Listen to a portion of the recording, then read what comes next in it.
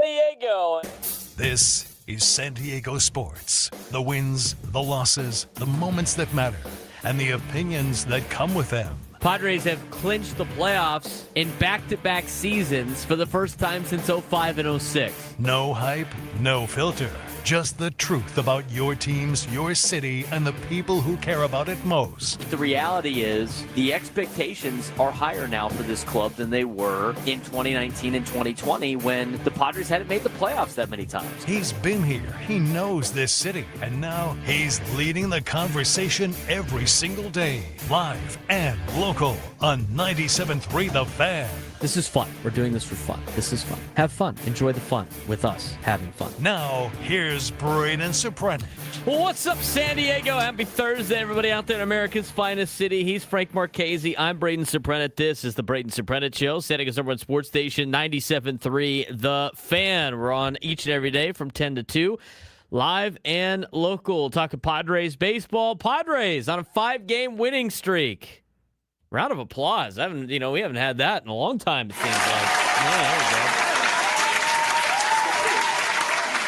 It's been a while, it seems like. It's good to have the Padres back at a winning streak of more than 4 games, something that has eluded them for most of this season after their 8-game winning streak they had earlier in the year. Kevin Acee talks about that a little bit in his daily newsletter. But overall, I mean, this is a Padres team right now that is finally starting to hit their stride offensively.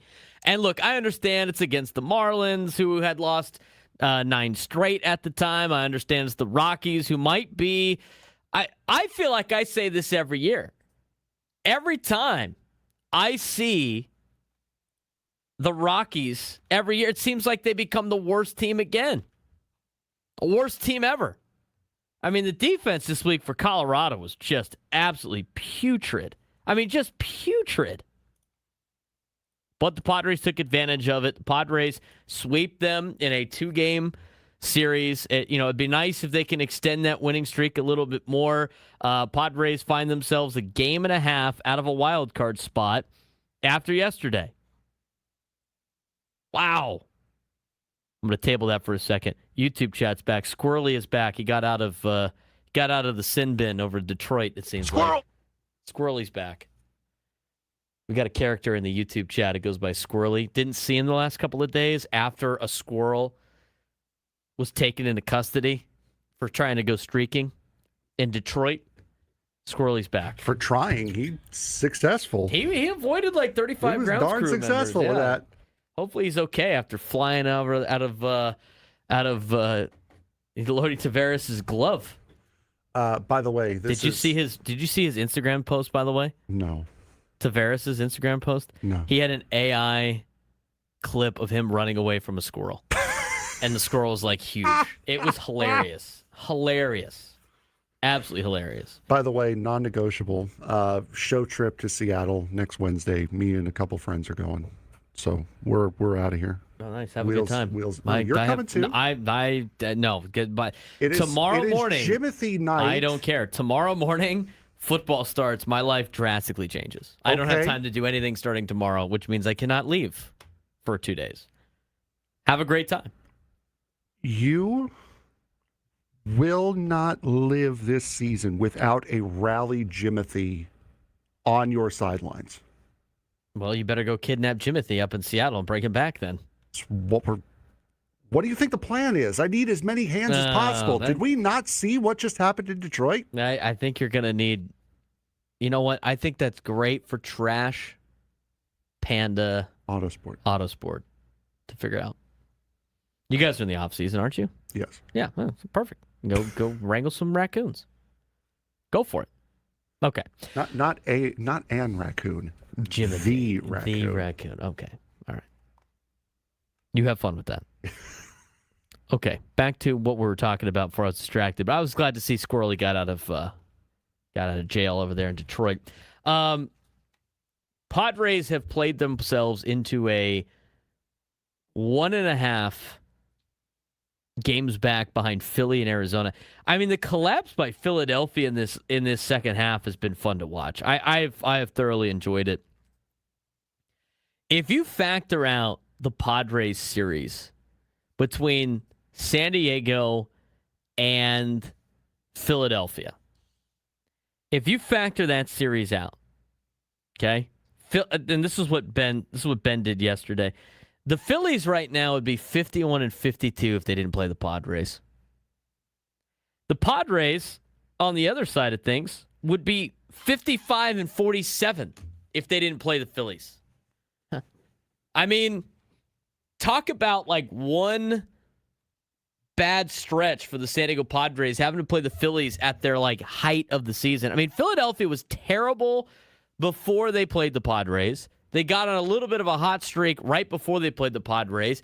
They kicked the Padres' ass, and then since then have fallen off again, and they are one game under 500 the way they've played this year. They've had a rough second half of the season. Pittsburgh's had a rough second half of the season. Miami, of course, has had a rough second half of the season. Washington, rough second half of the season. If it wasn't for the Cardinals walking off the Cubs yesterday, they still have had a rough second half of the season. I mean, even without the 5-game winning streak for the Padres, going into these last 2 games, the Padres went 500 on the road trip.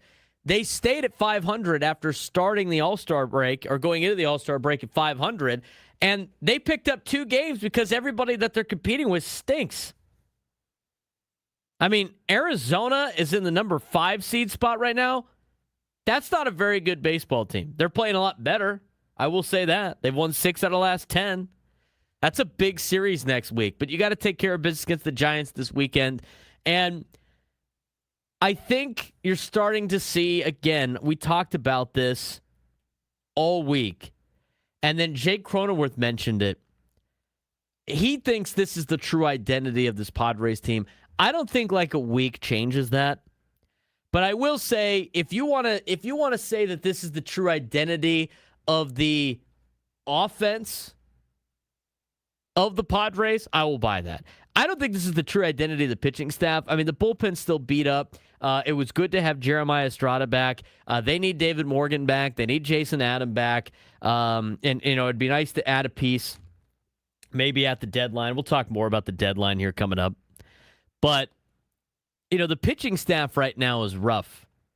And it's even more rough than you would think. And everybody keeps asking the question, like, is this sustainable, this chaos pitching? I like the chaos pitching. I think it's going to work for a little bit of time. I don't necessarily know if it's going to make it. I don't know if it's going to work for the next 2 months. I think this would work in October, to be honest with you. I think this would actually work in the postseason. I mean, didn't we talk about that at the beginning of the year with how good the bullpen was for the Padres when you were talking about spring training? It's like trying to piece together the starting rotation. You're like, well, you just got to kind of make it to the trade deadline and maybe add one piece. But when you get to the playoffs, you don't really need a lot of starters. You just need guys to be able to get outs all over the place. And the Padres have a bullpen that can do that. But they also need the offense to continue to do what they're doing. I mean, the offense, if they would have done this like a month earlier, and they've done a great job, okay? If they would have done this a month earlier, the Padres are probably the top wild card team. And I don't even think that's crazy to say. I mean, after the loss that the Cubs took last night, the Padres got a victory. The Padres picked up a game. They're now 6 games back in Chicago, which is something to watch. I think, I view the wild card right now as I look at it with the Padres. Like, obviously, Arizona and Philly are like, now you're in the thick of it with those two because you're a game and a half back from Philadelphia. You have now you've pretty much caught Philadelphia. So now, scoreboard watching, it's Arizona, Philly, and the Pirates because they're right behind you. Maybe the Marlins and Nationals, although I don't think the Marlins and Nationals are going to be buying at the trade deadline. And the standings are starting to correct themselves, if you will. What did we say a couple of days ago, Frank, about the standings, about who the teams you're actually competing with? Arizona, Pittsburgh, they're falling apart, and they're difficult schedules too. But Arizona and Pittsburgh, right? Mm-hmm. And that was before. That was Miami was like right behind you. Washington was still in front of you. St. Louis was still in front of you. I mean, you have successfully passed 3 teams in the standings in the span of about a week and a half. And the teams that we didn't think were going to be in contention by the trade deadline, Miami, Washington, St. Louis, you have passed them all now. So the standings, if you take a look at the logos in the standings, it's starting to really balance itself out. It's starting to regress back to what you would expect it to be. Now the Padres have a chance to potentially get the 5th seed. That didn't seem likely a couple of weeks ago. And if you put the pressure on, and I'm curious to see what Chicago does at the trade deadline because they need pitching in a bad way. Their pitching cost them last night. They've been able to outslug most of their pitching problems. If you could pull that within 5 games, I mean, they're within striking distance too. The problem is you lost the tiebreaker there, but it would be nice to pass Philadelphia in the standings and keep them in the rearview mirror, especially since you lost that tiebreaker against them this year. You still have Arizona you can win a tiebreaker against, but don't have to worry about St. Louis at the time. And I don't think you're going to have to worry about them next week. I think they're going to start to fall apart, and it sounds like they're open for business to potentially sell. That's kind of in a good spot for you. And right now, the teams that are surrounding you outside of Philadelphia are all teams you still control the season series against, like Pittsburgh, who comes to town later this season, like Miami, who comes to town later this season. 7 outstanding games against Arizona left, and 4 of them are next week. I mean, there's a lot of you can control a lot of your own destiny here with about 50 something games left. I don't know how they have put themselves in this position. I mean, think about a week ago today. They were lining up to play Chris Sale. They would already been playing Chris Sale right now, and I think at this point in the morning last week, it was starting to slip away from Griffin Canning. And I said on Friday the team was done. And in the matter of 1 week, just by winning a couple of games and the fact that the rest of the National League wild card stinks, the Padres are well within a playoff spot. And as Ben Higgins mentioned on the roundtable, they win one of those. They win the game a couple Fridays ago in Kansas City. They're in a playoff spot. They win They win the game last Thursday against Chris. They don't blow that game or win one of the 1-run losses that they had to Atlanta. They're in a playoff spot right now. So they have kind of lucked their way into this position. I don't know how sustainable this chaos pitching is for the next 2 months. They're going to have to get some starting pitching help to make it through the end of the season. But they have to, Frank, they have to take advantage of this glorious opportunity that has been given to them. They've earned it too. They've won the 5 games in a row, but the rest of the National League is giving them this opportunity to take hold of the National League wildcard spots. Yeah, and you really do have to take this and run with it. San Francisco is not a good team. I understand they just came back and won, 16-3 against the Milwaukee Brewers yesterday, but that was after, they actually won that series. So they are on a little bit of a run right now since the All-Star break.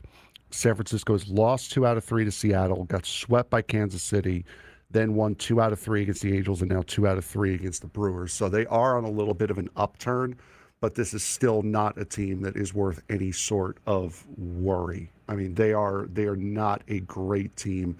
This is a team that you should feel confident in, at the very least splitting with, if not taking 3 out of 4. This is a huge, huge deal for the Padres right now to be able to at least draw this series with San Francisco and to take what this National League has given them, which is effectively a free playoff spot if they're willing to grab it. Scores to pay attention to this today and this week. There's still a couple of teams that are playing longer series that end today. Cubs and Cardinals are one of them. They're going to get underway here in just a little bit in St. Louis. That's kind of that game right now is you kind of want the Cubs to win, so you have to worry about St. I don't think St. Louis is going to buy. So no. I don't think you need to worry about St. Louis anymore. I mean, if they start climbing a little bit, it's going to be on you a little bit more than them. I think they actually sell some pieces, so I wouldn't be worried about St. Louis. I think you have to have the eyes up, keep climbing mentality. And right now, the next team on the list is Chicago. You're 6 games back to Chicago. A loss today by the Cubs in a series where they split with St. Louis and a Padres win. I mean, you can knock that down to 5. It seems a little bit more realistic as you try to climb some ground. I know you don't want to get greedy, but it's time to get greedy. The National League has given you an opportunity to be greedy. So Cubs and Cardinals will be on in the next hour or so, if I'm not mistaken. Yeah. They 11:15. They're 11:15 start. So that's a big matchup to pay attention to. You start new series this weekend as well. Pirates and Reds will be in action today. That will be at 4:10. That's one to pay attention to. Obviously, hoping the Reds can take care of business against the Pirates. The Reds have not been very good. Sounds like the Reds are open for business and listening on some calls for some of their starting pitching. Maybe the Padres can line up there on a potential deal. Marlins and Mets. Marlins just swept the Philadelphia Phillies. If you're a Padres fan, you're rooting for Frank's Mets this weekend as you hope the Marlins lose a couple of games. Although I don't think you'd be that worried about the Marlins in the second half of the season. I don't think they're going to buy at the deadline. No, I don't think so either. I think that they've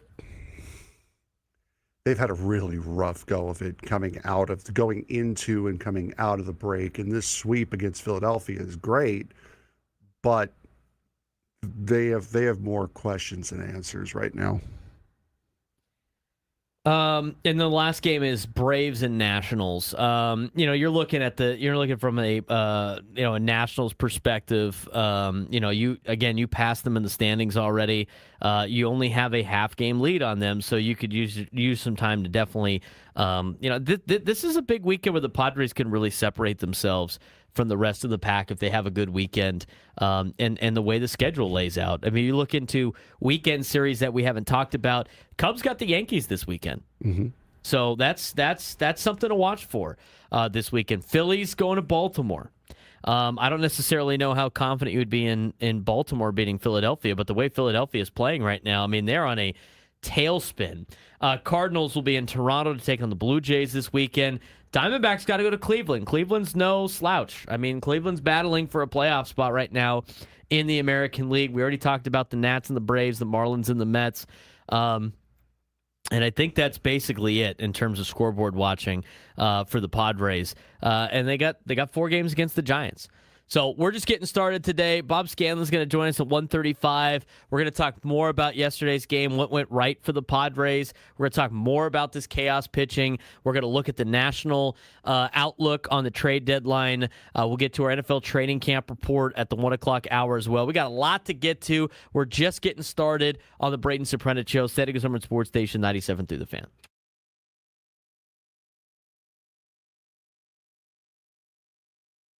NFL training camp officially here. Biggest story, not just football, but everything that's on the line going into training camp for these NFL teams.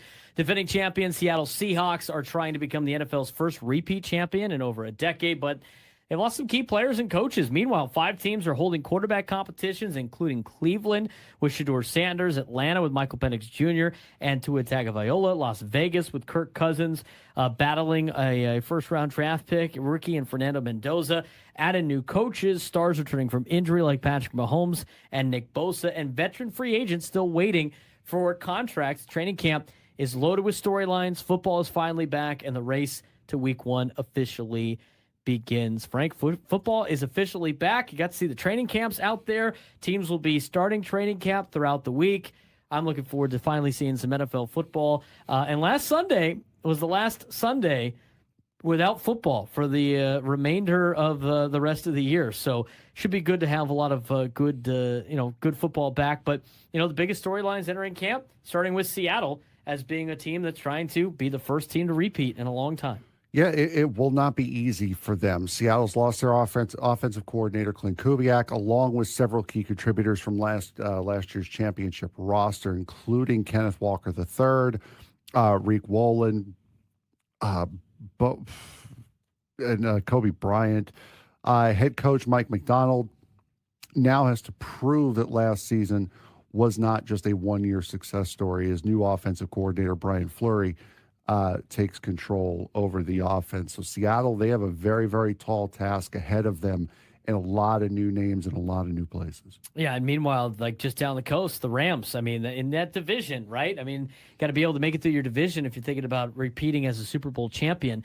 The Rams entering camp with enormous expectations. I mean, they traded for Myles Garrett and Trent McDuffie. They added Jalen Watson. The Rams have assembled one of the most talented rosters and talented defenses to pair with an offense that features Matt Stafford, Devontae Adams, Puka Nacua, Kyron Williams, Blake Corum. Oh, and by the way, Aaron Donald could be coming back. I mean, Sean McVay mentioned he hasn't made his decision yet. Aaron Donald hasn't made his decision about maybe coming back out of retirement for one more Super Bowl run. But Aaron Donald comes back to this team. I mean, the Rams are not only the team to beat in the NFC West, they could be the team to beat in the NFC and even in the NFL. Yeah, and Aaron Donald's held workouts there over the last couple of weeks, so he is very much getting into football shape and getting ready, seeing if he can handle another full season grind after being away these last couple of years. That would be a huge get for the Rams. Wonder how much of an impact he'll make, having been on the sidelines for these last few years. But still, I mean, a name like Aaron Donald coming back to that defensive line to pair with Myles Garrett, that is absolutely massive for the Rams. Quarterback battles, fresh starts, quarterback competitions will headline training camp around the league. In Atlanta, you got Michael Penix Jr. and Tua Tagovailoa battling for the Falcons job. In Cleveland, all eyes remain on Shedeur Sanders as he competes with Deshaun Watson for the Browns' future under center. Raiders will determine whether veteran Kirk Cousins keeps rookie Fernando Mendoza on the bench, while the Vikings have an intriguing battle between Kyler Murray and J.J. McCarthy. Arizona also enters camp with Jacoby Brissett, Gardner Minshew, and rookie Carson Beck, all competing for the Cardinals starting job. Elsewhere, there's a lot of several veterans begin fresh starts with new teams. But let's just talk about the quarterbacks for a second. These are major quarterback battles by a lot of, I would say, middle-of-the-road quarterbacks that are good enough to win you games in the postseason. I don't necessarily know a lot of these guys are Super Bowl caliber quarterbacks or franchise caliber quarterbacks, but you have competition in a lot of areas. Competition does, breed success, but there are a lot of tough battles in Atlanta, Cleveland, Las Vegas, Arizona, and even Minnesota. I don't think it's a foregone conclusion that Kyler Murray is going to win that job. No, I don't think so. And Michael Penix Jr., he's lined up as the quarterback of the future for the Atlanta Falcons, and then you bring in Tua Tagovailoa after what happened with him in Miami. I don't see how Shedeur Sanders and Dylan Gabriel really stay away from Deshaun Watson just based on take the job away from Deshaun Watson based off of Watson's contract and what Cleveland gave up for him. You're going to have to give Deshaun Watson a chance. So I think that would be the case there. I don't see a world where Fernando Mendoza wins the starting job over Kirk Cousins. I'm one of those guys where you keep a guy on the bench for a year, get up to speed, sit under the learning tree for a year. Especially with that team and the talent that they have. You're Exactly. going to get him killed in his first year. Let Kirk Cousins get killed. And then if you need to put him into action later in the season, you can. But as you mentioned, I think it's a lot. But most of the good quarterbacks in the NFL kind of waited around a little bit to kind of get their bearings and then set up for success. Let the Raiders draft another bad spot and then get some help for a guy. 10:23 on a Thursday. Braden Surprenant Show, setting his number one sports station, 97.3 The Fan. Talking Padres baseball here today. Padres tonight against San Francisco. Let's talk about Francisco. Okay. Francisco. Rengifo is taking on Francisco tonight. San Francisco, to be exact. Okay, let's talk about yesterday's game, and then I want to talk about Ethan Salas, because I sat down and watched the El Paso Chihuahuas game last night, start to finish. They kind of ran out of gas. The pitching staff wasn't very good. They're throwing a lot of arms that I've seen before, El Paso, and usually those are the arms that I've not seen do very well at the major league level either. Johnny Brito did not have a good day yesterday. Neither did Alec Jacob. But let's talk about the Padres game first. Padres have suddenly looked like a team that is beginning to justify the belief the organization has maintained all season, which is this team is good. Our team is good. Our team is good. That was hard to hear from, like about a month ago, Frank, was it not?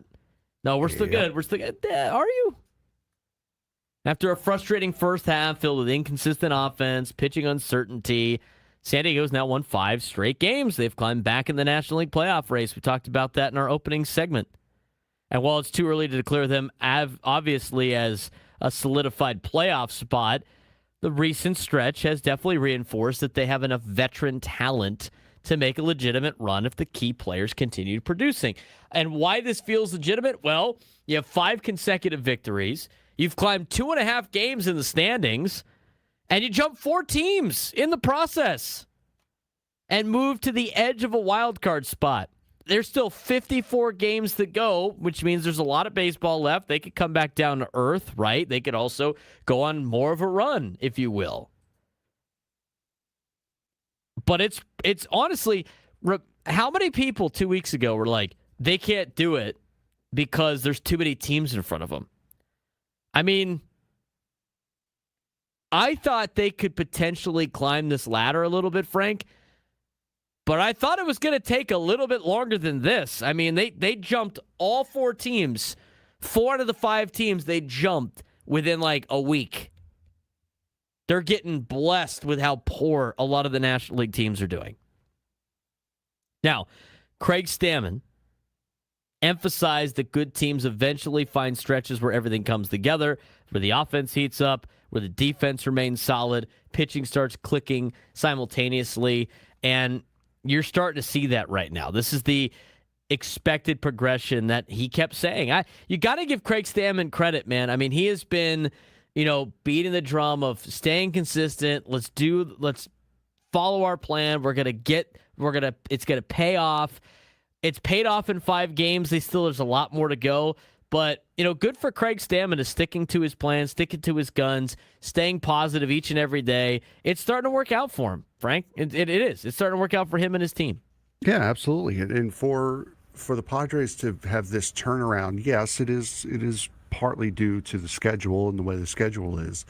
But right now, I mean, you have to also do your part. You have to win these games. And right now, they're doing a very successful job at winning these games and playing to the ability that they know that they have. So here's the notes that Kevin Acee had about playoff teams that I thought was interesting. Since MLB expanded the playoffs, 96% of playoff teams have recorded at least 2 separate 5-game winning streaks. That's why this last winning streak is a little significant. The Padres could check that off the list. The Padres already had an 8-game winning streak earlier this season and now have another 5-game winning streak. We actually get to play it. It's great. We won a game yesterday. And if we win one today, that's 2 in a row. We win one tomorrow, that's called a winning streak. It has happened before. And we played that right before they went on this winning streak, so it counts. 100%. You guys are welcome. Padres are welcome. Historical context is interesting there. That number doesn't surprise me because teams that are usually good. How many times do we have to say this? You're going to win 60, you're going to lose 60. It's what you do in the last 42.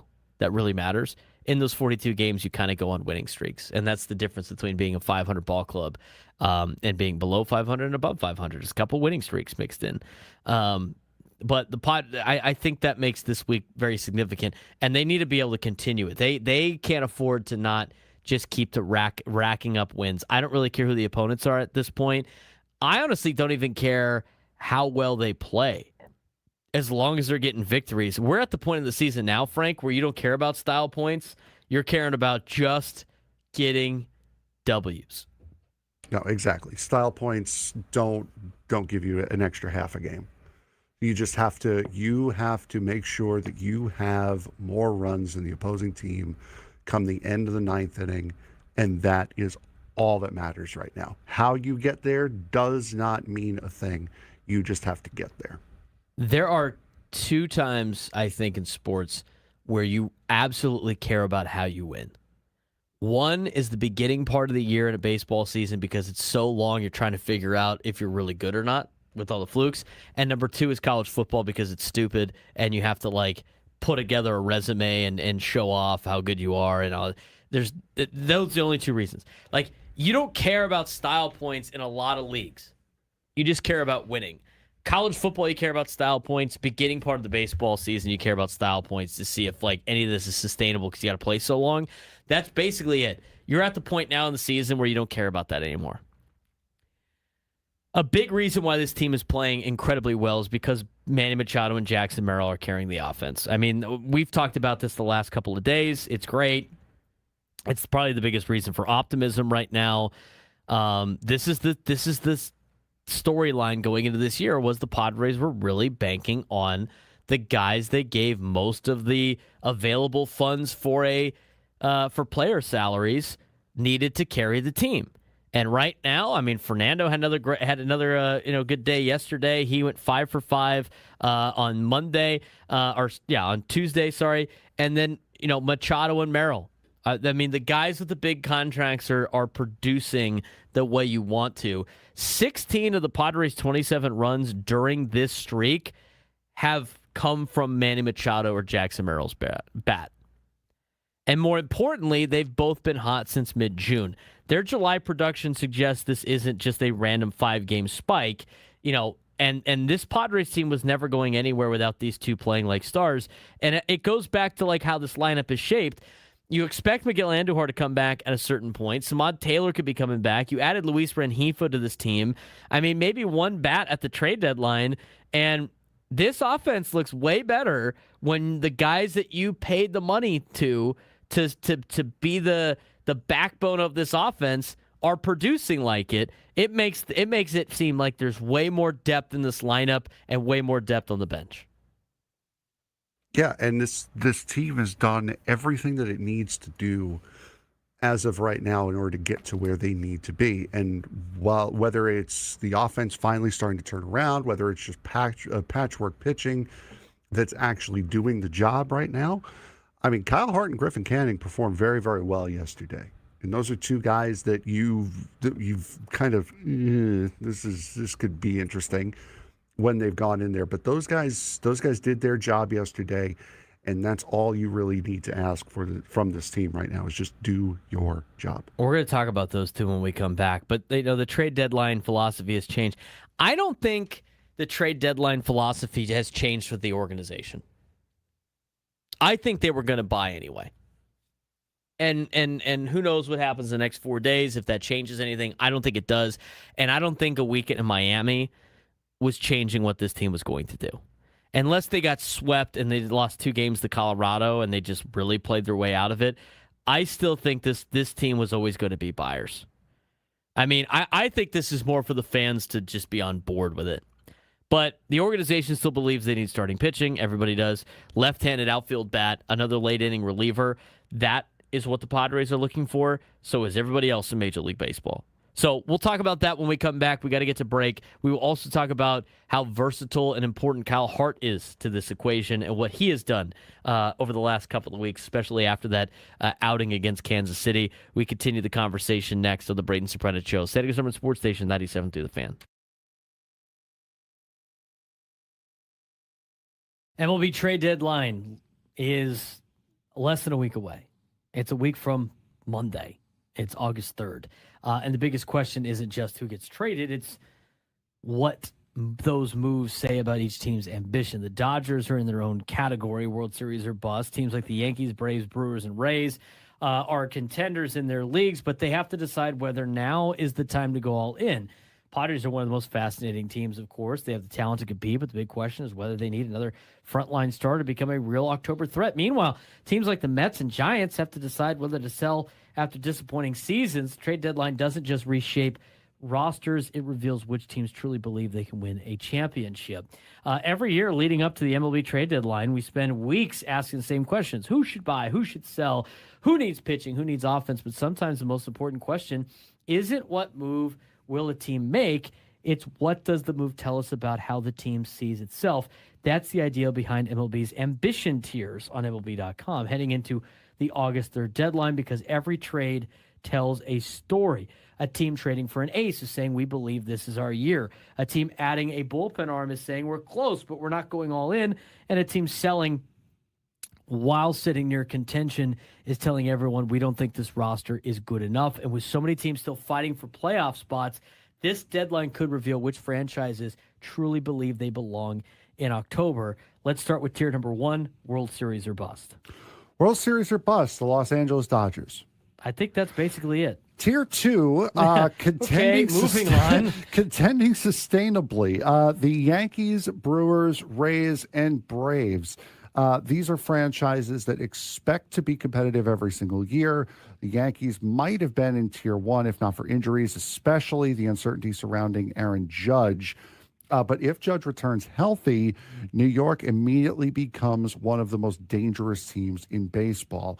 Atlanta are interesting because they have experience making aggressive deadline moves. Alex Anthopoulos has shown he will trade prospects if he believes a championship window is open. The Brewers and Rays are fascinating because they think because they have reached this position without spending like traditional contenders. So the big question is, well, number one, do they finally push all of their chips into the middle? And two, with you being a part owner of the Atlanta Braves, have you thrown your hat into the ring here with Alex Anthopoulos? These 4 teams in particular, I don't think the Yankees have interesting enough prospects to make too many significant moves. The more we look into this because of the fact that they were interested in Mason Miller and Adrian Morejon, the more I just go, I don't really like what they have to offer. And especially if they're not going to offer George Lombard Jr.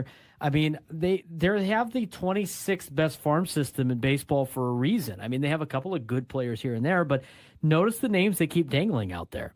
They're players that aren't very good.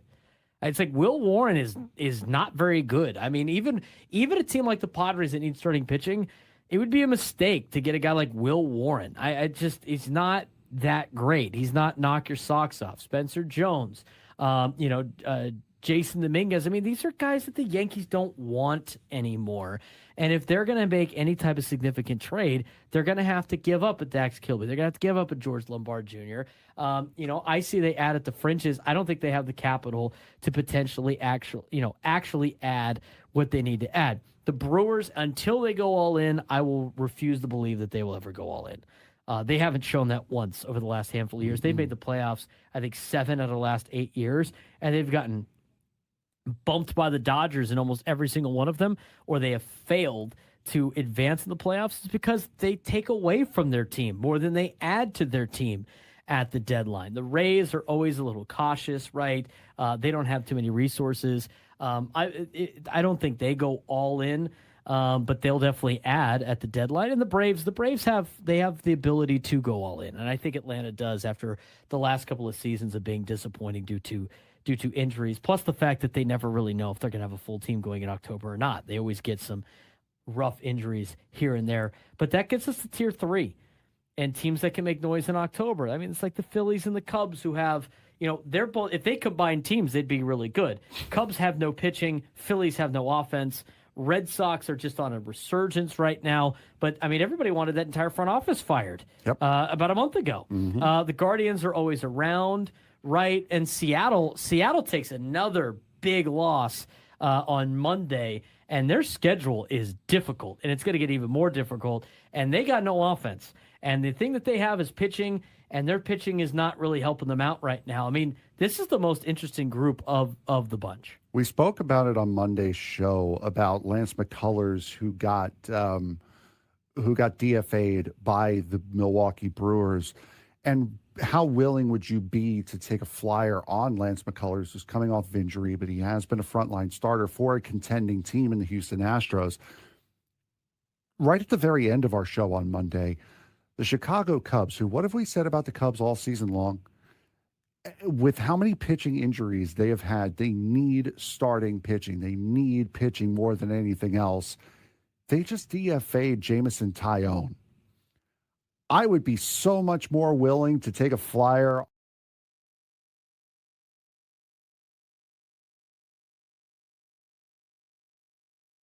All of our guests join us on the SDCCU Fan Hotline. It's not Big Bang Banking. It's better. He's Frank Marchese. I'm Braden Surprenant. We'll be joined by Bob Scanlan coming up at 1:35. Our weekly hit with Bob. Didn't get him last week, right? We didn't. Or did you have him early last week? All-Star break. All-Star break. That's right. Everyone deserves the All-Star break off. That's right. How did we work? That's good. Adam. Too late. It's 2 weeks off now. 2 weeks late. 2 weeks late. Anyway. All right. We're going to talk more about this Kyle Hart situation, the chaos pitching here in a second. But I do want to get to your phone calls, 833-288-0973, 833-288-0973. Let's get out to Dexter in Spring Valley, fresh off of Comic-Con from last weekend. Fresh off a contract extension with Golden State. With Golden State. What's going on, Dexter? Hey, fellas. Yeah, I had to take a week off to recover from the show. It was pretty busy. And it was great to finally meet you guys face to face. Really quick, that guy, Nick Coscos, he really needs to get onto a higher brand of helium because it's affecting his brain. All those reports. First it's the Padres, now it's Detroit. Yeah, whatever. Okay, so chaos pitching or pitching chaos, that's a Detroit thing. I think what we're doing, what Stammen's doing, is more of like trying to control the chaos of losing, right? So whenever anarchy reigns on the streets, what happens? The police call out the riot squad, right, to rein in that anarchy, the craziness, the chaos. So why not call what he's doing and call our pitching, call it the riot squad or the riot boys, because that's what they're trying to do. And so far in 5 games, they've been able to manage to do just that. They've been able to rein in the anarchy of losing. So I just wanted to kind of throw that out at you. And, we got the Gigantes tonight. Let's go ahead and see if we can take at least 3 or 4 from them. Go Padres. Appreciate the phone call, Dexter. That's a cooler name, I guess. The Riot Boys. Sounds like a comic. Sounds like a superhero group. The Riot Boys. I get the chaos pitching. I think it's better than the Ella's trying to push the quilt stuff. Assembling a quilt, whatever he said. I don't think that's catching on, Frank. I really don't. Sorry, Chris. No. Did you hear that during the roundtable? Yeah. I was just kind of like, no. Shh, no. We're not going to do that. It's big at knitting club, though. Foul. Foul. No, 2 fouls. You gave yourself a tech for that? Yeah, that's a little egregious. A regular foul. I don't know fine. if I think it's a common foul. I was sitting on that one though. I was trying not to say it, and then discipline escaped me, so that's why I get the tech. There it is. All right, let's talk about the pitching staff. Kyle Hart yesterday. He has been kind of an important piece to this roster. I mean, since suffering a brutal extra inning loss after allowing mostly weak contact against the Royals, which he's already talked about it, and he talked about it again in the in AC's newsletter about how it doesn't matter, they lost the game. He doesn't care about the weak contact. It just it was unfortunate, but they lost the game. That's all that really matters. But since suffering that brutal extra inning loss against Kansas City, he responded with 6 2/3 consecutive scoreless innings. He's been an opener. He's been a bulk reliever. He's been middle relief. They've used him in high leverage. His reverse splits make him especially valuable. He's actually better against right-handed hitters than he is against lefties as a lefty, which is interesting. But that flexibility is becoming essential as San Diego navigates its unconventional pitching strategy until starters return or until they maybe add a starter. Has Kyle Hart turned himself into a weapon for this pitching staff, Frank? As an opener, probably.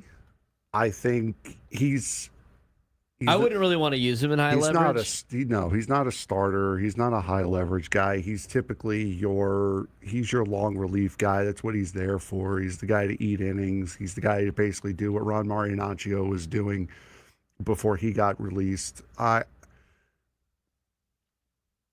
think he's kind of turned a corner. He's looked fine. in these last couple outings as an opener, what did he do? 2 2/3 yesterday. So I mean, he's been serviceable for sure. I don't know if this is just he's having a good stretch or if there's something more to it, but he's been just fine. He has, but he is pretty versatile. I mean, he could start a game for you. That's probably as an opener. But yesterday, I'm glad that they employed we're not just going to have him throw one inning. We're going to have him go until he has to face until he's done. Until he has to face Goodman for a second time, right? And then they let Canning go until he had to face Rumfield for a second time or whatever it was. But through 2 2/3. 2 2/3 did not allow a run, 2 hits, a walk, 3 strikeouts. It's perfect. It works out. So you can use him as an opener. You can use him as middle relief. You can use him in mop up time. I think that adds some more versatility to this pitching staff. And Eno Saris was on with Ben and Woods earlier this morning about employing this different kind of strategy because for so long, Major League Baseball and just baseball teams in general were you can either go 1 inning or you can go 6 innings. That's kind of like what you were looking for on some of this. But I like the kind of chaos pitching that they have. I don't necessarily know you can make it through long stretches because, as Ello mentioned today on the roundtable, you do need these guys to pitch well. I mean, this doesn't work if none of them pitch well. This is not like anybody can employ this or deploy this and be like, okay, cool, this is going to give us out of our bad pitching problems. I think they're getting the benefit of the doubt of some of the teams that they're playing so far, but Griffin, Canning giving you 3 innings of no run, 1 hit baseball, 4 strikeouts. Fantastic. Mm-hmm. You'll take that. Wandy Peralta gave up 1 run. He gave up the only run yesterday on 2 hits. Bradley Rodriguez pitched 2/3 of an inning, did not allow a run. Estrada, 1 clean inning. He did walk 1 guy with 3 strikeouts. Mason Miller looked dominant, as he always has. But I think with the way that this bullpen is assembled, you could do this. And if you get when you get David Morgan back and you get Jason Haddon back, I think it makes this kind of style a little bit more dangerous. I think this is better for October, so it's good that they're getting some practice in now. I just hope it doesn't tax the arms too much in games where things go awry. But I think this is a recipe for success. I mean, you still use the same kind of pitchers you thought you were going to use yesterday, but you went more with the piggyback. I mean, let me tell you this. Let me ask you this. If your starter yesterday went 5 2/3 innings and allowed 3 hits with 7 strikeouts, you would take that, would you not? Yeah. At that part in the rotation, whatever. Stammen yesterday, I thought it was funny in this post-game press conference talking about, I think Cassavell asked him when Buehler was going to pitch next, and he was trying to go. He gave the coy answer, right, of he's going to pitch the next 5 days after his last start, and then they had an off day mixed in, so he was trying to figure out the math. But he's like, where he normally pitches in the rotation. I'm sitting there listening to this, going, what rotation are you speaking of? Who is in this rotation? What do you mean in his spot in the rotation? What was yesterday's spot in the rotation? Was that your 2 then? Because King's your 1? At what spot was the rotation at yesterday? Is that your 5th spot when Kyle Hart goes in for Canning? Is that your 3rd spot? What is the rotation spots right now for this team? I couldn't tell you what they are. But if this is your 3rd, 4th, or 5th starter, it's not your 2, because I think Buehler's theoretically your 2 right now, which is a little scary at the same time. But if this is your 4th part in the rotation, yeah, I would say you would totally take this kind of performance that they had yesterday. This is great. I mean, if you're looking at the starting rotation, the best way to do it right now, if you're going day by day by day, it kind of looks like Buehler's the 1, King's the 2, yesterday was 3, Sears 4, and then you have another piggyback tomorrow, or another piggyback, tomorrow. That would be your 5. Well, let's look at it. That's kind of how it looks, the way it's based off of right now. Let's look at it this way. I mean, if you had, you could even go Buehler's your 5.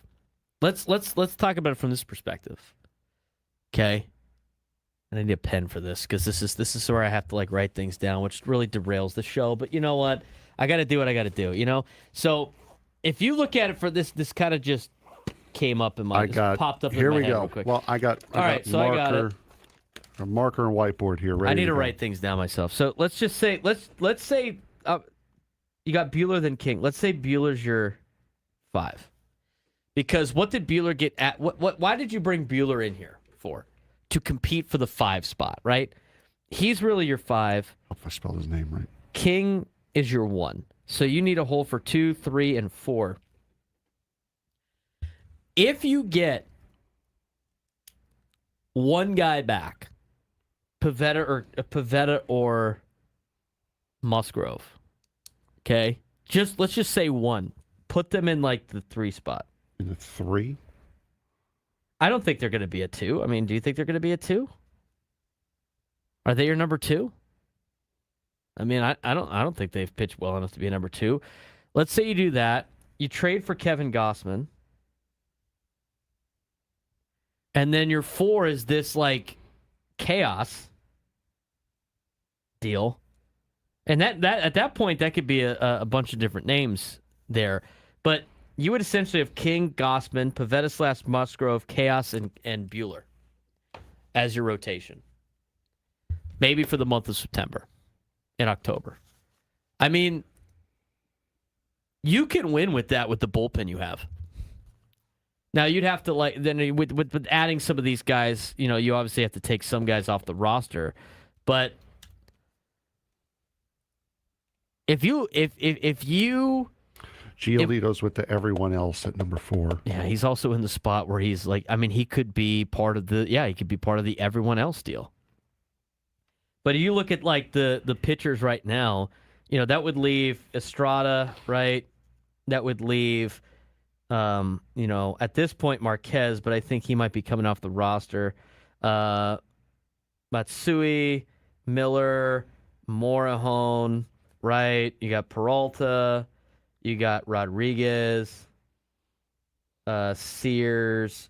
But Randy Vasquez on there? Yeah, Vasquez. And then you have, let's see what I have. What am I missing? Hart, Canning, King, and then Buehler. So those are your pitchers here. 1, 2, 3, 4, 5, 6, 7, 8, 9, 10, 11, 12, 13. There's your 13. All right, so Buehler's still on the team, right? King would be on the team still. Okay, that counts. You would add Gausman, Pivetta, Musgrove, and then you'd have Chaos. So in order to add, you start lopping off some of these names to make it the best 13 you can. I don't necessarily think you can keep. Sears is probably one that's off. And let's just say you get one of Musgrove, Pivetta back, so he's only going to count as one. So that gets that guy on the board. Marquez, I don't think survives. I think let's just replace Gausman with him. And then you have, Canning, Hart, Estrada, Matsui, Miller, Morahone, Peralta, Rodriguez, Vasquez. You can't really do anything with Vasquez in terms of sending him down. Maybe one of these guys gets hurt. You still have to worry about Morgan coming back, Adam coming back, and Giolito coming back. If that's the case, I don't know how long you could keep Canning on this team if that's the case. Are you seriously suggesting Kevin Gausman, or are you using his name as just insert any traded piece here? I just think he's a guy that they could potentially get for relatively cheap. Okay, because he's going to be a rental this year. Right, correct. He's a free agent. I think that, it's either him or a Peralta. I don't think they're going to be able to snag some young, controllable player. I really don't. I don't see that being the case. Because I saw was it Hunter Green today that the Reds were throwing out there, or was it? I would have to assume it would be Hunter Green, but it would be him, Hunter right? Green hurt? It's either him or Chase Burns. I think it was Hunter Green. No, didn't Chase Burns sign a? Well, so did Hunter Green. I mean, they're both under contract for a couple of years. I think they were dangling those kids.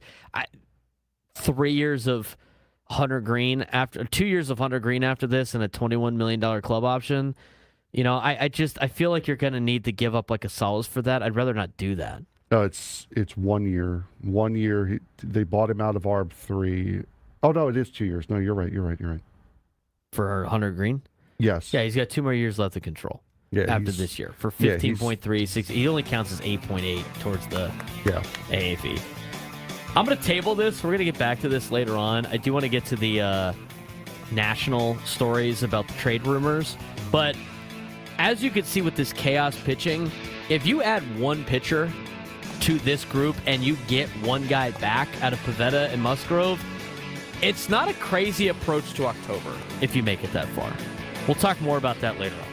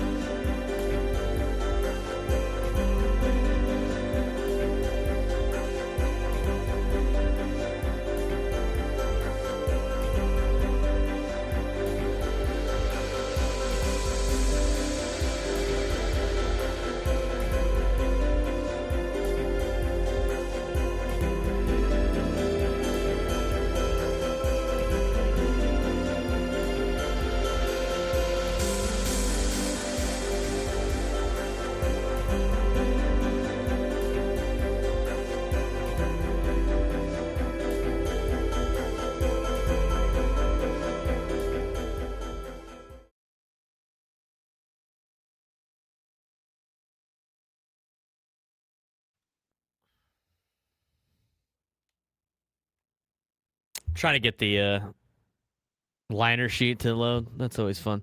97 through the fans trade deadline coverage is presented by City Cruises Live. Experiences done different. He's Frank Marchese. I'm Braden Surprenant. This is the Braden Surprenant Show. Setting us over on Sports Station 97.3 The Fan. Talking about the pitching staff. I think I figured out what I would do with the pitching staff with this chaos pitching.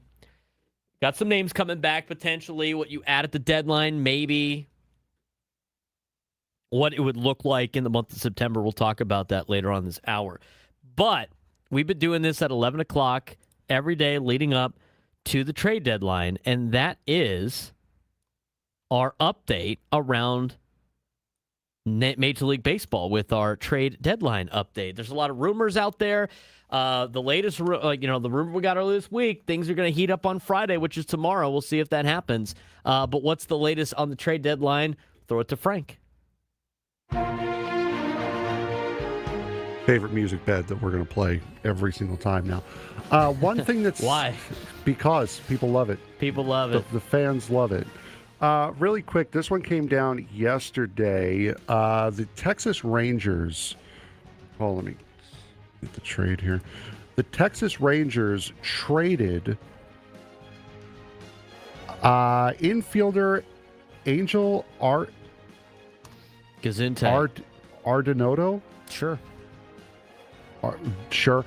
To the Angels for Chase Silseth and Logan O'Hoppe. O'Hoppe was then immediately sent down to AAA. He was optioned to AAA. So first trade has hit the trade deadline last night. The Texas Rangers and the Angels making a deal. The Angels traded for a guy that's not on anybody's top 30 prospect list. He's not on any prospect list. And then they sent him Logan O'Hoppe, and who else did they send? Chase Silseth. Okay. It's right-handed pitcher. How about this How about this if you're Logan O'Hoppe? You play in 75 games at the big league level this year. You're with the Angels. You're not having a great year. You get traded to Texas, who's at the top of the standings in the American League West. Oh, this is great. And they're catching situations that they have. And they're like, you know what, man? You're gonna go to Round Rock. You're gonna go just outside of Austin, Texas, instead. You're not gonna be with the big boys. Well, guy gets traded from one of the from the worst team in Major League Baseball, and now he has to go Now he has to go play in AAA in the PCL. That sucks. That sucks. Not great. Not great, Bob. You know what else is not great? His Baseball Savant page. That is also not great. There's a lot of blue on reference that. Page. There is a lot of blue. I guess that's better. I guess that's better than getting traded than getting cut. He's got a 61% barrel, 61 percentile barrel percentage. That's good. Nothing else is above 30, as though. Frank Marchese would say, that's cool. Yeah, there's nothing else over 30, though. That's cool. As a matter of fact, most things are under 10. Moving on, Hunter Green. The biggest surprise of the day, ESPN reports there's a legitimate chance Hunter Green could be traded by Cincinnati. Just 27, one of the most team-friendly contracts in baseball, and he's also coming off of arm surgery. If you're Cincinnati, would you trade Hunter Green right now? When it comes to these teams that are selling, you have to factor in when do we think we're going to be good? And when is our window of opportunity to be competitive? And if said player does not fit our window of opportunity, it's time to part ways. I look at the Reds, like if you want to look at who's under contract for the Reds, the two guys that are under contract for the longest time are Ke'Bryan Hayes, who they got last year in the trade deadline deal with the Pirates, interdivision. How's Ke'Bryan Hayes doing this year? Ke'Bryan Hayes, believe it or not my week to watch him. Oh, my God. Believe that one or not. Oh, my God. Ke'Bryan Hayes. Remember when everybody thought he was like a better third baseman than Manning? Remember that? I guess he defensively, maybe. Ke'Bryan Hayes, he's only played in 56 games, so he's been hurt. Or maybe he just got sent out. I think he's just been hurt. Ooh. He's got a 142 average with 426 OPS. It is the worst he has ever played in the history in his major league career. Good thing the Pirates traded him away. So he's under. By the way, he signed an extension with the Pirates. Brian Hayes is under contract through 2029. And they have a club option for 2030. He's not getting a lot of money, though. He's getting like $7 million a year.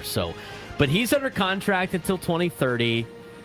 Hunter Green's under contract till 2029. He's got a club option. They gave Chase Burns a big deal.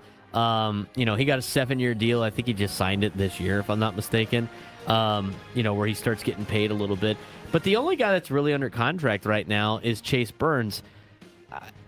Do you think the Reds are a legitimate World Series contender next year? No. Do you think they're a legitimate World Series contender the year after that?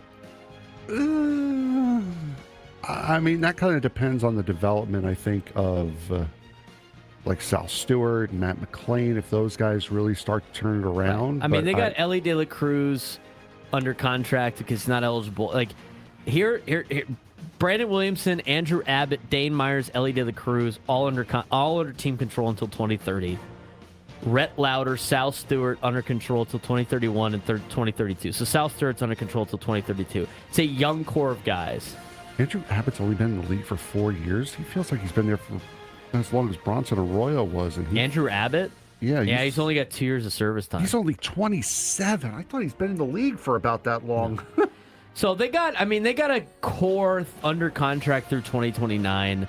I guess they could keep Lodolo, but he's a free agent in 2028. I mean, just looking at their plan, they're kind of like the Cardinals. Hunter Green's 27. Hunter Green's a free, Hunter Green you could bring back at 2029. I think he's a valuable piece, but, Chase Burns is 23. I feel like you could build your rotation around Chase Burns. If I'm the Reds and anybody wants, Eugenio Suarez is 35. He's a free agent next year, mutual option. Emilio Pagan's got a player option. But if I'm the Reds, I think you could trim some payroll here and even part ways with the guys like Hunter Green and, be ready to spend some money when the salary cap hits. I honestly, it's probably smart for them to sign to Hunter Green because I don't think they're going to be as competitive next year, and it depends. And he got one more year of control. Same thing with Nick Lodolo. Those are 2 arms that you might be able to part ways with. I don't even know how good of a season Lodolo's having this year, or if he's even healthy because he gets hurt a lot. But I think it is probably time to trade Hunter Green. Plus, he's had arm issues. It's like might as well. Yeah, might as well. Yeah, the Angels. Lodolo's got a 4.6 ERA and 12 starts. The Angels have already shocked baseball by moving Logan O'Hoppe, and now executives believe almost everyone could be available, including Reed Detmers, Jose Soriano, and Zach Neto. Are the Angels finally doing what they should have done years ago? Yeah, except they just don't have as many guys to part ways with. I mean, let's look at the Angels. I mean, and look at Christian Moore. I mean, that kid was hitting everything last year down in the minor leagues. And he's done nothing from what I can see. Is he even in the big league? Did they pull him up? They pulled him up last year. He was a stud with Tennessee. I used to watch him play at Tennessee, and he's not on the major league roster. No, he had a cup of coffee and he's back down, and he's probably not ready yet. He's only had 20 at bats this year. They got a lot of young guys that they could, if they're gonna go full rebuild. They have to trade Mike Trout. It's time to just completely, Mike Trout probably would waive a no. Does he have a no trade? He probably has a no trade. Full no trade. He does. I think the Phillies should trade for Mike Trout. If I'm Mike Trout, I'm asking get out of there. I think if they get rid of Mike Trout and they can get somebody to eat most of his money, they can fully reset over there. And the reality is, like, their interim general manager, he knows how to build an organization because he did it with St. Louis. But their biggest problem is their owner, right? I mean, like Artie Moreno. If I'm the Angels, it's a perfect reset next year.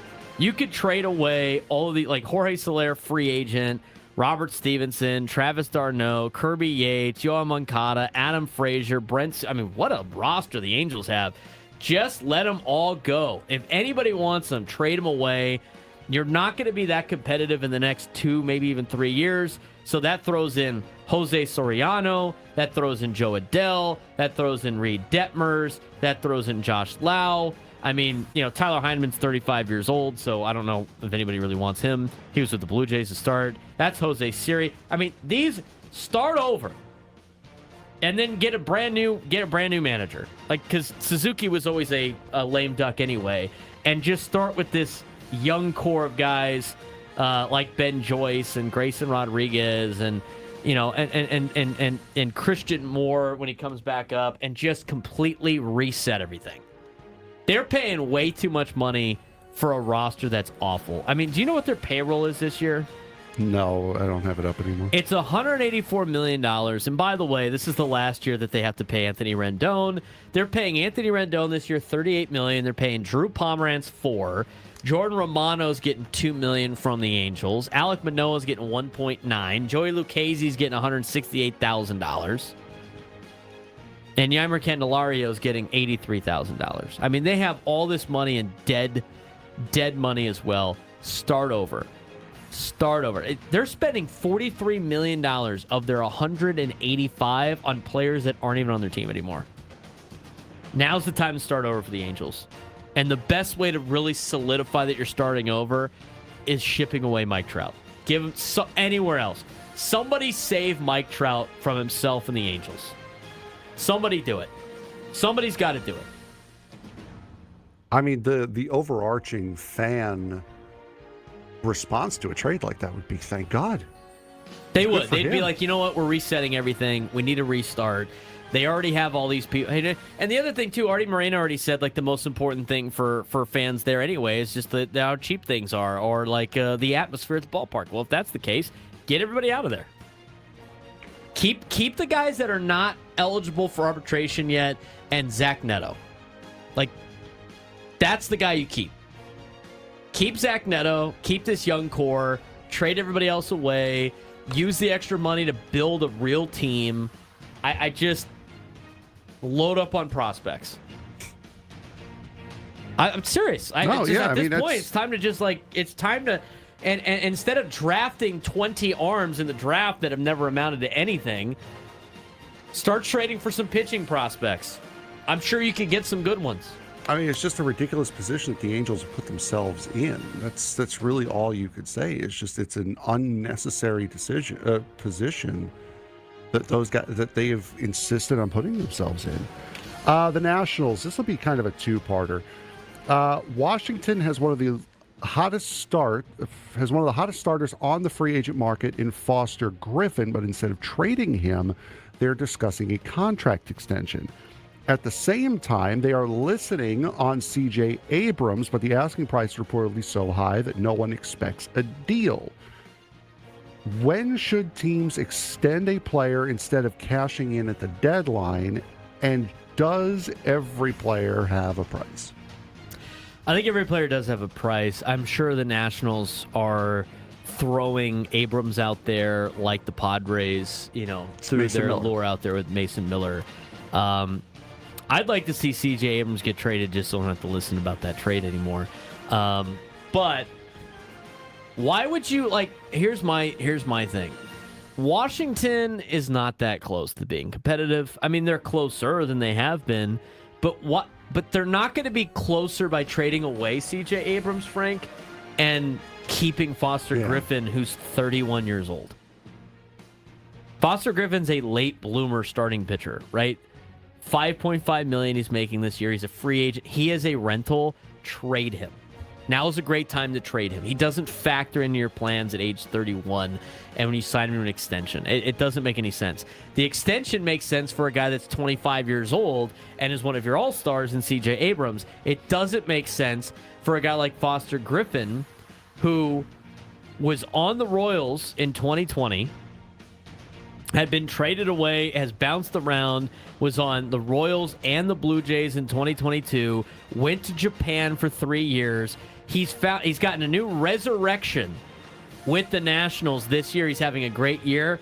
That, to me, is not a guy that has sustainable success trade him while you can. He's just having a great year. May I offer this bit of knowledge about the way the Nationals work? Which one's going to be cheaper to sign? Yeah. Probably going to be Foster Griffin. That's why they're looking to extend him and not CJ Abrams. Which would be organizational malpractice. Yep. All right, lightning round. We're getting close to the break here. One word answer. One word answer. You don't make the rules here. One word answer. Which player has the biggest chance of, well, okay, 2 words here because it's a name. Which player has the biggest chance of actually getting moved? Hunter Green, Reed Detmers, Jose Soriano, or Foster Griffin? I think it's Detmers. I think it is. I gotta go back and look to see who's under contract longer there. Soriano's 27, Detmers is 27. They're the same. I think Detmers probably gets traded. Back to one word answer. Which team is under the most pressure? Yankees, Cubs, Reds, or Angels? Yankees. Which front office surprises everybody during the deadline? That's kind of a hard answer because like the Padres surprise people every year, but it's almost like expected that they're going to surprise people. Milwaukee. I think Milwaukee goes in. I think they finally make the big bold move. I think Milwaukee goes and gets Tarik Skubal. Who overpays for pitching?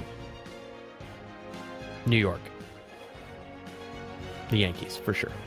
Which rumored trade would change the World Series race the most? Tarik Skubal if he doesn't go to the Dodgers. If Tarik Skubal goes to Milwaukee or Tampa or Seattle, I think that changes the World Series race a little bit. I don't think if the Dodgers acquire him, it's almost like it's over. It's dead and buried. The game's over. Season's over. But we got to work on the one-word answer gimmick here. Some of those are kind of questions you can't answer with one word answer. Which rumored trade would change? What? There's not. There is there a one-word trade? Skubal. But what does that mean? Like a Skubal trade? But it's not. But it doesn't if he goes to the Dodgers, right? It wouldn't change the world. I guess it would. It would just make there would be no World Series race at that point. They would just be done. See, they would just be like they'd win the trade deadline like the Giants did last year. How's that working out for the Giants? Working pretty well. They hung the banner. Fine wine. They hung the banner. Like fine wine. Cubs and Cardinals just got underway. We'll keep you updated on that game as it goes about. I do want to get back to this pitching conversation. Because I do think it's interesting. I've laid out a couple of different things that look. There's something that was in the daily newsletter and in Dennis Lynn's article that I think leads to how this pitching staff is going to be assembled for the final month of the year. We'll talk about that when we come back. I'm Austin Gardner, co-founder of GL. Another fun week of motorsports. Alex Bowman announced he'll retire from full-time NASCAR competition after the 2027 season, saying injuries, family, and life beyond racing influenced his decision. Meanwhile, Corey Heim keeps making history, winning the Brickyard 400 to earn his second Cup Series victory despite only being a part-time driver. Joey Logano says NASCAR will be battling Heim for years to come, and it's hard to disagree. In Formula One, Lando Norris picked up a huge victory at Hungarian Grand Prix, while championship leader Kimi Antonelli extended his points lead heading into the summer break. One generation is becoming a step away, while another is already taking over. Let's start in NASCAR. Alex Bowman announced retirement plans, while Corey Heim keeps rewriting NASCAR history.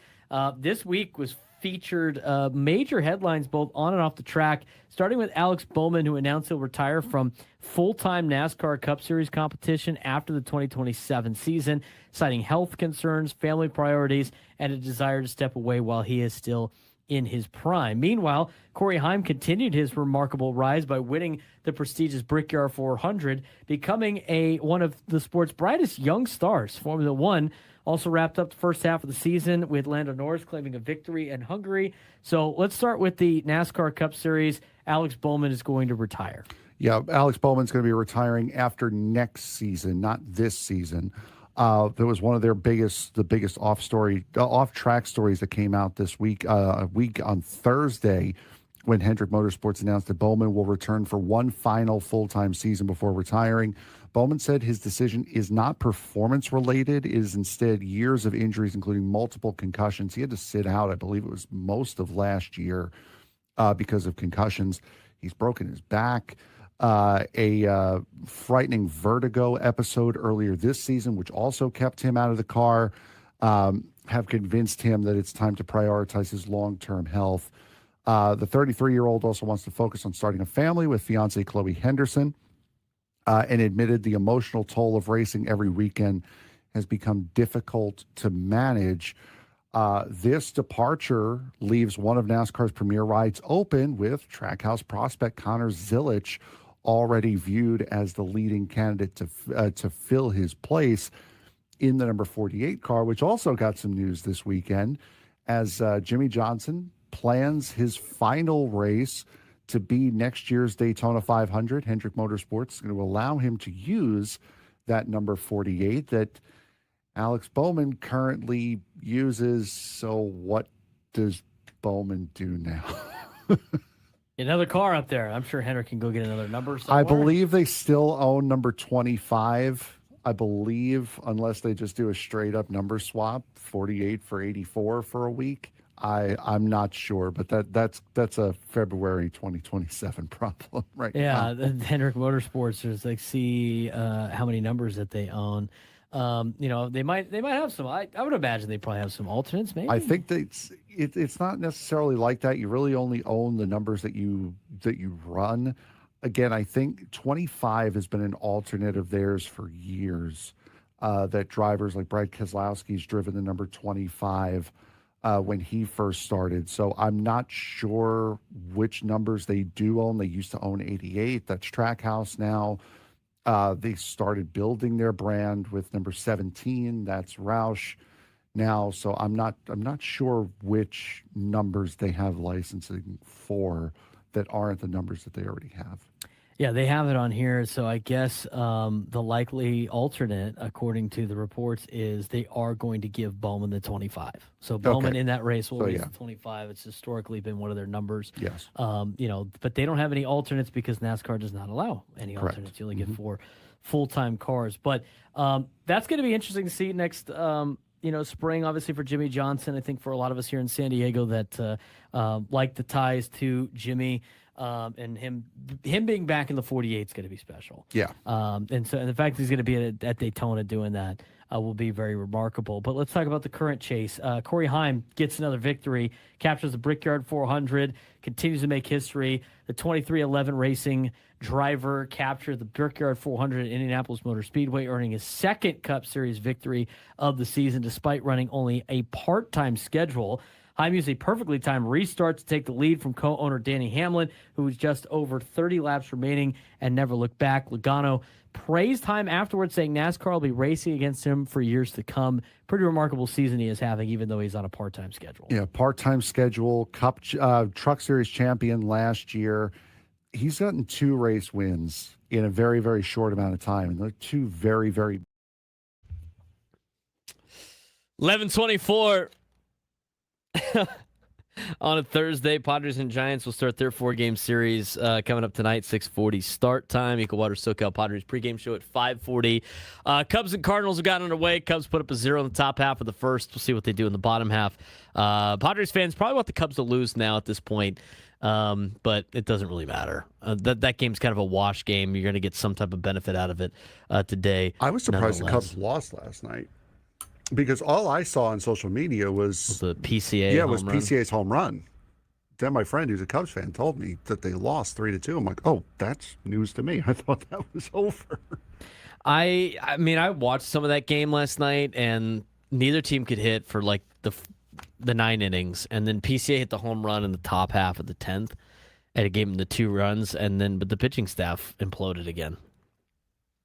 They had a couple bounces not go their way too in Chicago. I mean, or again for the Cubs, so not overly surprised by that. But I do want to get to this pitching staff conversation here in a second. Paul Goldschmidt just struck out for the Yankees against the White Sox, and so Frank did the whistle that the Yankees play. And I didn't realize this. Frank obviously knows. He lives in New York, but it is a local company, and that's their jingle that they have, and they sponsor the strikeout. So they play the jingle when the Yankees strike somebody out. It's like that whistle that you hear all the time. You're going to go find it real quick? No, I've got it. He's got it. He already played it, but forgot to turn the Well, sound. no, I wanted to hear it first before. But they just drop like an F word in the middle of it? And of course, right as I hit play, the stupid video changes to us. So you got double of us there for a second. Here we go. Right. That's the PC Richard and Son. It's the jingle. Yeah. So that made me think the Padres need that. Could you imagine they strike out? Sid's carpet bar. Come on down. Come on down.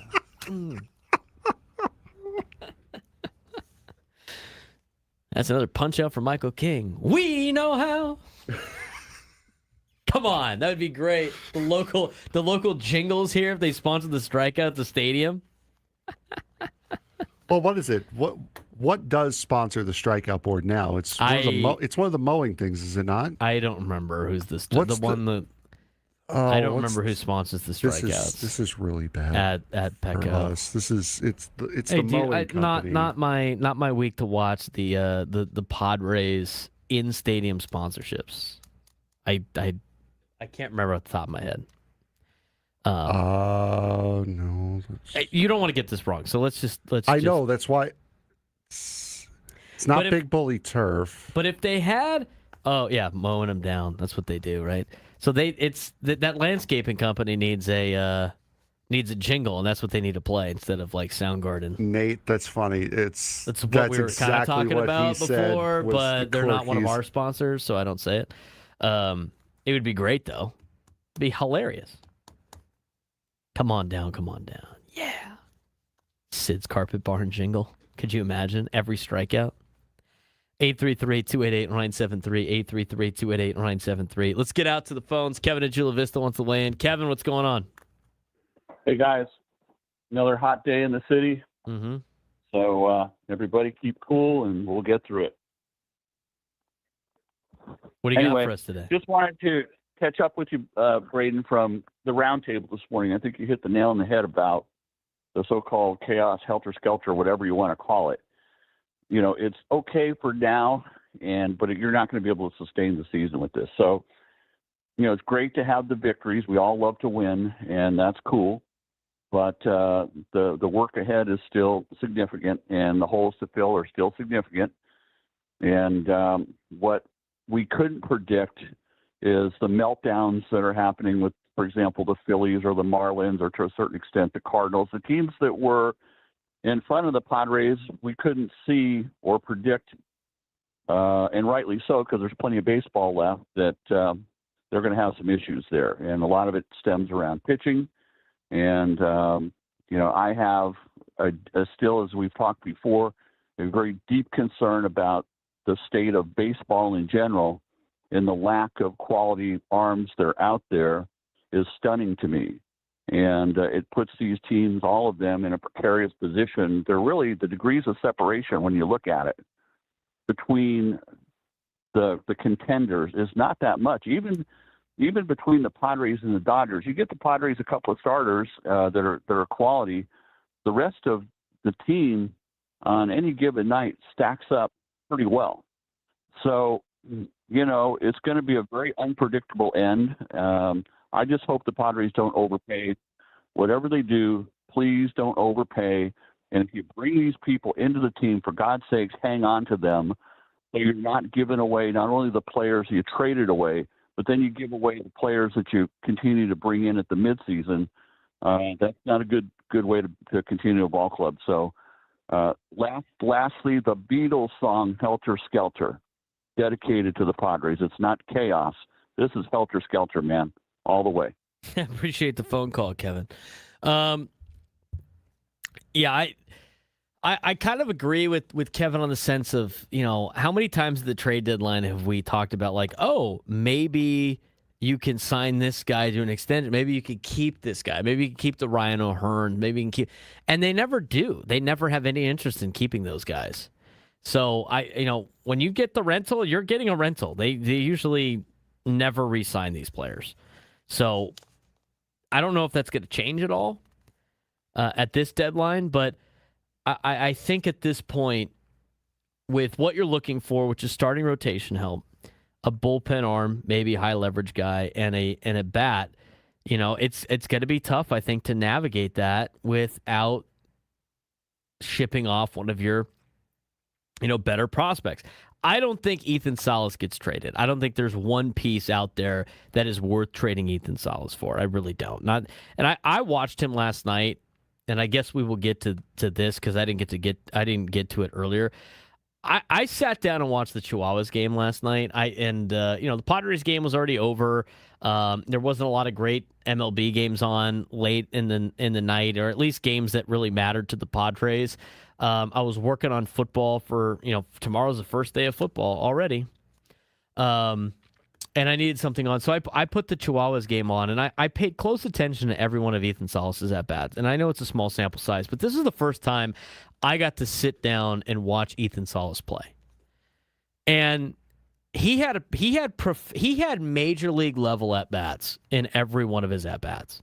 He grounded out once. That was the one out he made. He went 3 for 4. His first at bat, he doesn't swing outside the zone. He's very patient. The ball was pitched on the outside part of the plate. He punched it down the left field line for a double. He battled through another at bat until he got to a point where the pitcher made a mistake. He roped it to the right center field gap for a triple. And then late in the game, the Chihuahuas pitching staff was okay. Against the PCL, you're going to score a lot of runs. They get to extra innings, and the Isotopes put up, I think, 4 or 5 runs, in the inning. To really put the Chihuahuas behind. I think it was 9-4 or 9-5 when he came up to bat. And in a more of a high leverage pressure situation, he roped the ball to left field for a base hit on a single to drive in a run. And he was great. He even worked a walk yesterday, and in a walk that he was patient the entire time. He didn't look like he was 20 years old. He looked like he was 25, 26 years old, ready to, be added to the major league roster tomorrow. And it's only one game, and he's going to have his struggles too. We'll see how long they keep him in AAA. But you didn't get to see him catch. You only got to see him DH. And for as much praise as he gets as a defensive catcher, his at-bats yesterday were, I thought, incredibly professional. I was really impressed with watching him play. They've kept him long enough. They kept him through last year when he was hurt. They have given him a lot of challenges in his career. I just don't see him trading. I just don't see them trading him for anybody on this for anybody that's out there that's available. I really don't, and I don't think you could justify anything else in terms of any other player that you could potentially trade him for. So, and especially after just calling him up to AAA, I think that kind of we said it yesterday. I think that kind of seals the deal that he's not getting traded. Right. I don't think he gets traded, but you're going to have to get creative with some of these trades if you want to bring in some of the arms, and I think you're going to get a rental if that's the case. And there's one thing that was mentioned in both Kevin Acee and Dennis Lin's article. There was 2, really, that go about what this trade deadline is going to look like. And I think I got the answer for you when we come back.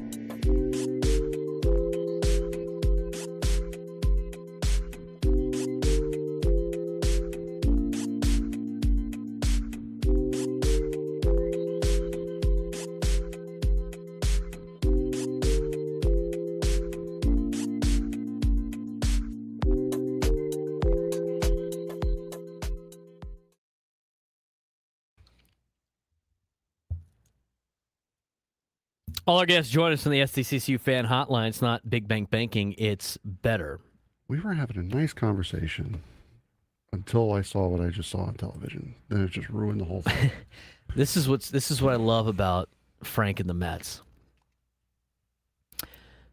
Beginning part of the season, anything that's negative about the Mets kills Frank because it's the beginning part of the season. They still have a chance.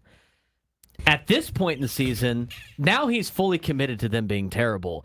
And so now any positive stat about the Mets turns into complete shambles for Frank Marchese because now he wants the general manager gone. He wants a brand new team. It's time to, really dive into next year. You don't want to see the starting pitching turn things around. And, the Cubs put up a graphic about just how good the Cubs pitching has been in the starting pitching since, the All-Star break or something like that? July 5th. Since July 5th for the month of July. And the leader in the clubhouse was the New York Mets having the best starting rotation ERA since July. Franken's shambles, man. He's in shambles. I hate them so much. Why couldn't they do this at the beginning of the year? They're going to get on a little bit of a tear after the Padres play them, and they're going to be just short.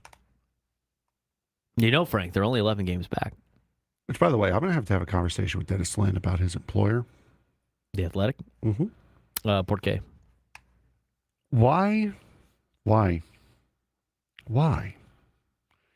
is Frank the Tank the number one, the headline story on the MLB page yesterday?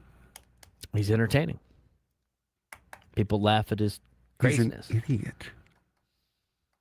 And a lot of his videos now are just, they're bits. They're not even when he does his personal videos. When you get to a point of social media stardom, that's basically what all the videos turn into. You're just doing it for bits now. It's not genuine videos. That's why a lot of people's sticks wear off.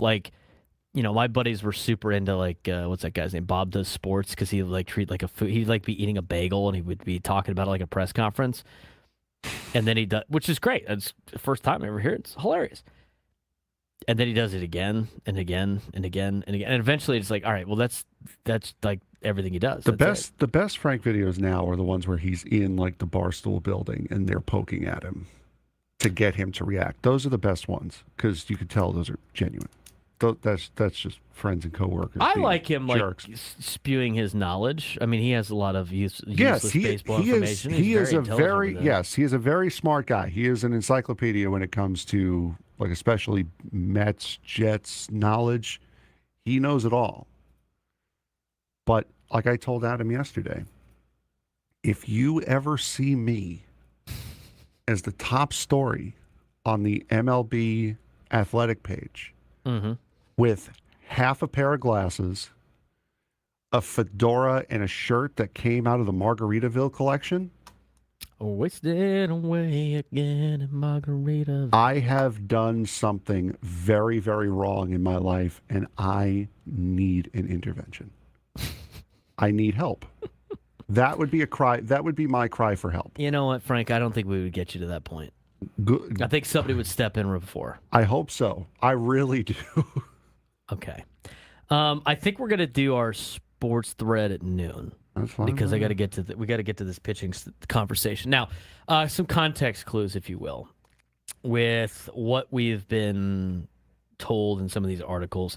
A couple of them that popped up was we had, the trade deadline conversation was for the Padres in a sense of, and I think it was in both AC and Dennis Lynn's article, or their different articles, but it was about what they're looking for and what they can afford.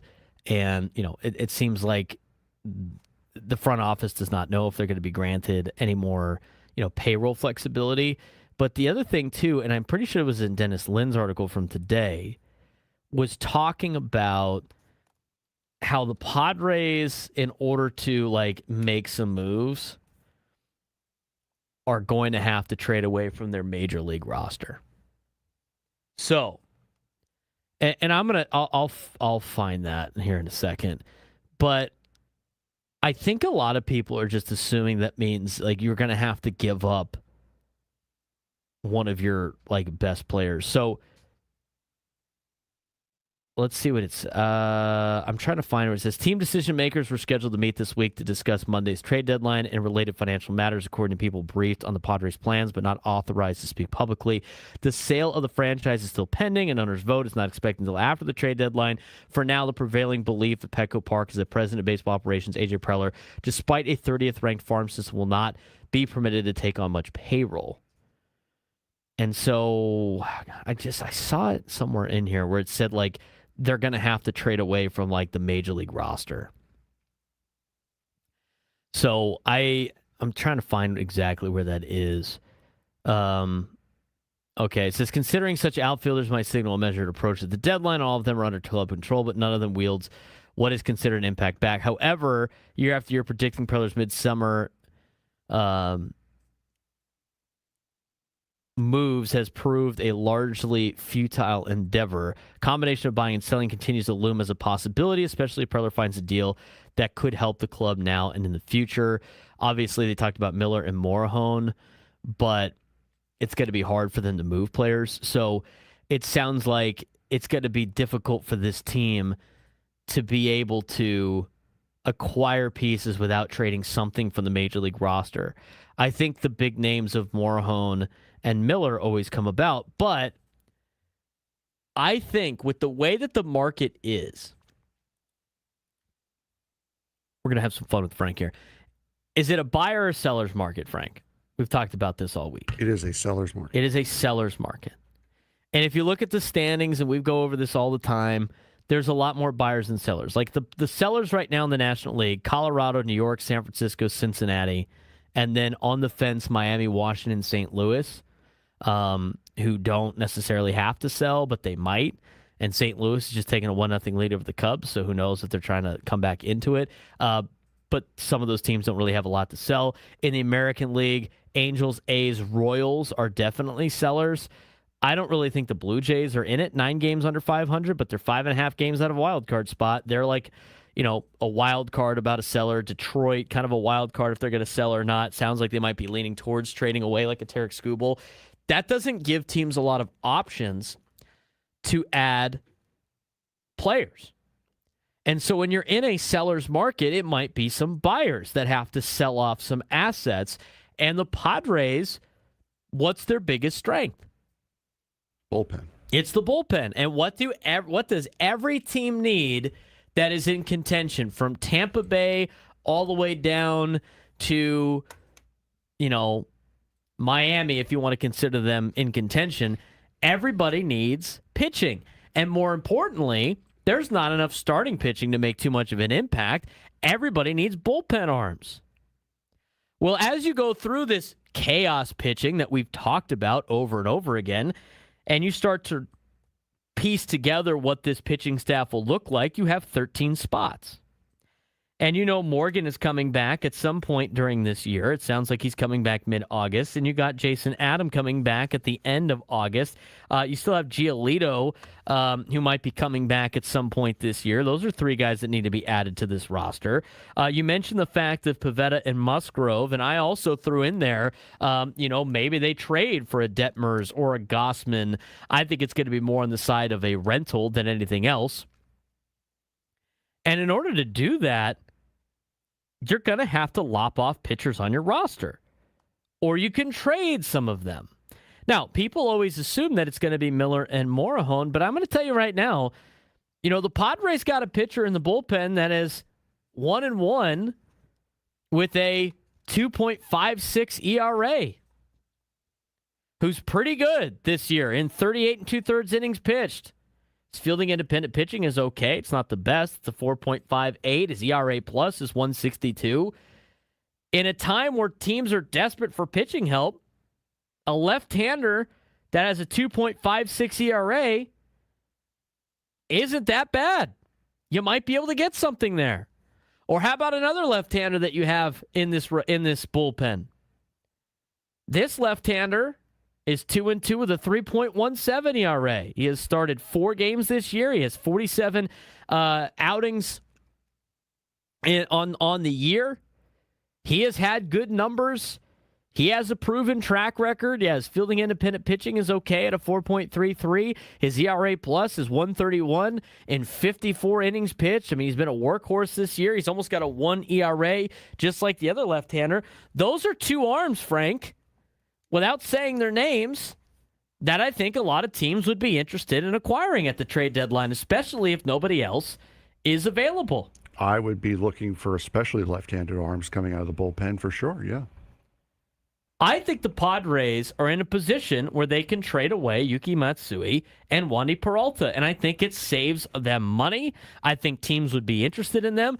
Is it going to give you a prospect capital like haul back? No, it's not. You might get a piece here and there, but I think they have to do that. I think that's going to be the selling point of this trade deadline. And so then if you trade those guys away, it frees up some money because they're both owed money over the next, couple of years. Wandy Peralta is a free agent after next season, if I'm not mistaken. Yeah, so he's got $4.45 million coming to him next year. And a team that's in contention that needs bullpen help probably could use Wandy Peralta again next year. Yuki Matsui was the other name mentioned. He's getting $6.5 million next year, and he's got a $7 million player option. But again, with how good he has been, I think there's other teams that could use his services, especially in this sense of what the situation is in terms of a seller's market. And when you do that, let's just say you make those moves and you acquire Gausman. I mean, you could be going into a situation for the for the final month push of King, Gausman, Pivetta / Musgrove at some point. I'm only banking on I'm only really hoping that one of them comes back. If two of them come back, your pitching staff gets even better. I don't know what you did with Giolito, perhaps. Maybe the Giolito day is the chaos day. You have Walker Buehler. And then your bullpen is Miller, Adam, Morgan, Estrada, Rodriguez, Morahone, Hart, and maybe Vasquez. I keep Vasquez in there just because of the fact that you can't really do anything. You can't really get rid of him. And you're going to have to, he's under control for a while. You don't want to put him through waivers. Somebody would take him away. I mean, that's a bullpen, Frank, that if you deploy the chaos pitching, could be very successful. Yeah. No, absolutely. And I think, and just to be clear, because we also had this conversation off air, if you trade Peralta and Matsui, you're not trading Morahone. Morahone No, stays. you're keeping Morahone. Yeah, you're either trading Morahone and keeping the other two, or you're trading Peralta and Matsui and keeping Morahone. So that to me, I think is probably one of the moves those are moves that you can make that are creative. They could get you a little something back, and they could also get you a decent starting pitcher, especially with how desperate these contending teams are for relief pitching. A trade to the Yankees for Wandy Peralta makes a hell of a lot more sense than a trade to the Yankees for Mason Miller. Oh, 100%. And they're desperate for pitching. And you know what? I bet you, the Pirates took Ron Marinaccio. Are you telling me they wouldn't take you? I mean, their bullpen is so bad, and they're pitching like behind their starters, that they actually gave the Padres money in international signing for Ron Marinaccio as the mop-up guy here in San Diego. You're telling me they wouldn't take Yuki Matsui? I think there's moves out there. It's not going to bring you back anything important. No, it's not going to get you a top prospect. No. It might get you a middle-of-the-road guy, but at this point, you're kind of creating some space for your other pitchers to come back, and it maybe free up some money for you so you can use then to pay off the remainder of Kevin Gausman's contract this year, or Freddie Peralta, or what have you. I think these are like the subtle moves that they would make, because I think they're going to have to trade away some of their major league talent, which that would be considered some of their major league talent. It's not anything that's going to bring back a haul. It's not going to bring back, players that are, if you trade away Matsui and Peralta, you'll get lucky to get a bench piece back, a future bench piece. But you would be doing it and to a point where, like, all of a sudden that chaos pitching and that chaos plan actually makes a lot of sense in October with the names that I mentioned. So I think it's something to watch for this weekend. I'm not saying that they're going to trade those guys, but I don't necessarily think them trading and selling and buying results in trading away Miller and Morejon. I think that's just like the shooting for the stars. We'll get to our sports there when we come back.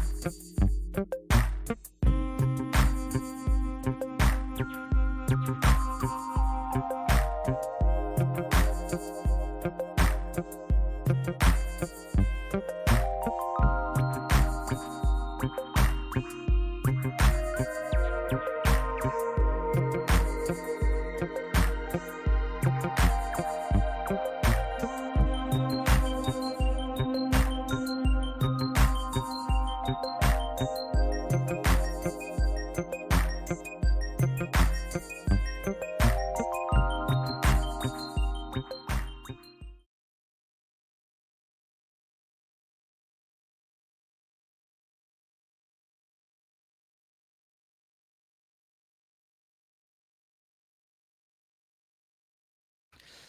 lunchtime hour on the Fan. He's Frank Marchese. I'm Braden Surprenant. It's the Braden Surprenant Show. Standing us over at Sports Station 97.3. The Fan. Just to kind of recap what we just talked about with the pitching staff before we get to the sports thread, I think there's some play there for the Padres to potentially make those moves, and I don't necessarily think they have to trade away the top echelon players on this team in order to buy and sell at the deadline. I think the Padres can totally flip a Wandy Peralta or a Yuki Matsui. I mean, shoot, they gave the Yankees Enyel De Los Santos for Brandon Lockridge. I mean, I think a move like that is in play for the Padres because of how desperate teams are to getting bullpen help.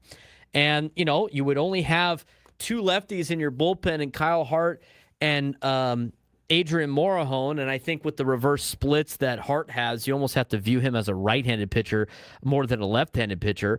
But when you get to the postseason and you start thinking about all the lefties that you're going to have to face in the postseason, you'd be better off facing them with Adrian Morejon than anything else.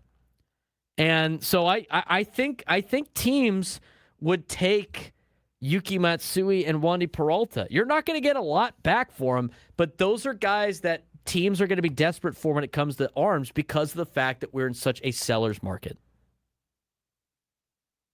Correct. Yeah, I mean, and to me, those are the kind of trades that you're going to need to make this year. And granted, they're not setting yourself up for the future all that well. But if you're looking to compete right now, a lot of the problems that the Padres have are problems that are going to need to be fixed over the offseason. So you can't really do much about that right now anyway. Prices are going to be a little bit cheaper during the offseason. Trades aren't going to be as costly during the offseason. I would definitely focus more on the future during the offseason to try to win now. I did see some conversation about, some reports about, the Padres potentially, maybe an idea out there is to sell Michael King and try to get what you got back to flip for pitching that's more controllable. I think that's interesting. I don't know. That's a big risk move for this organization. I mean, that could be in the cards too. Like what if, you trade Michael King to a contender and then you get like good prospects back and all of a sudden you flip those guys for a Reed Detmers or a Jorge what the other guy the Angels have, Soriano, or maybe it's enough to get Hunter Green back, right? And then you have Hunter Green for a couple of years. I mean, I guess that's another avenue you can look at.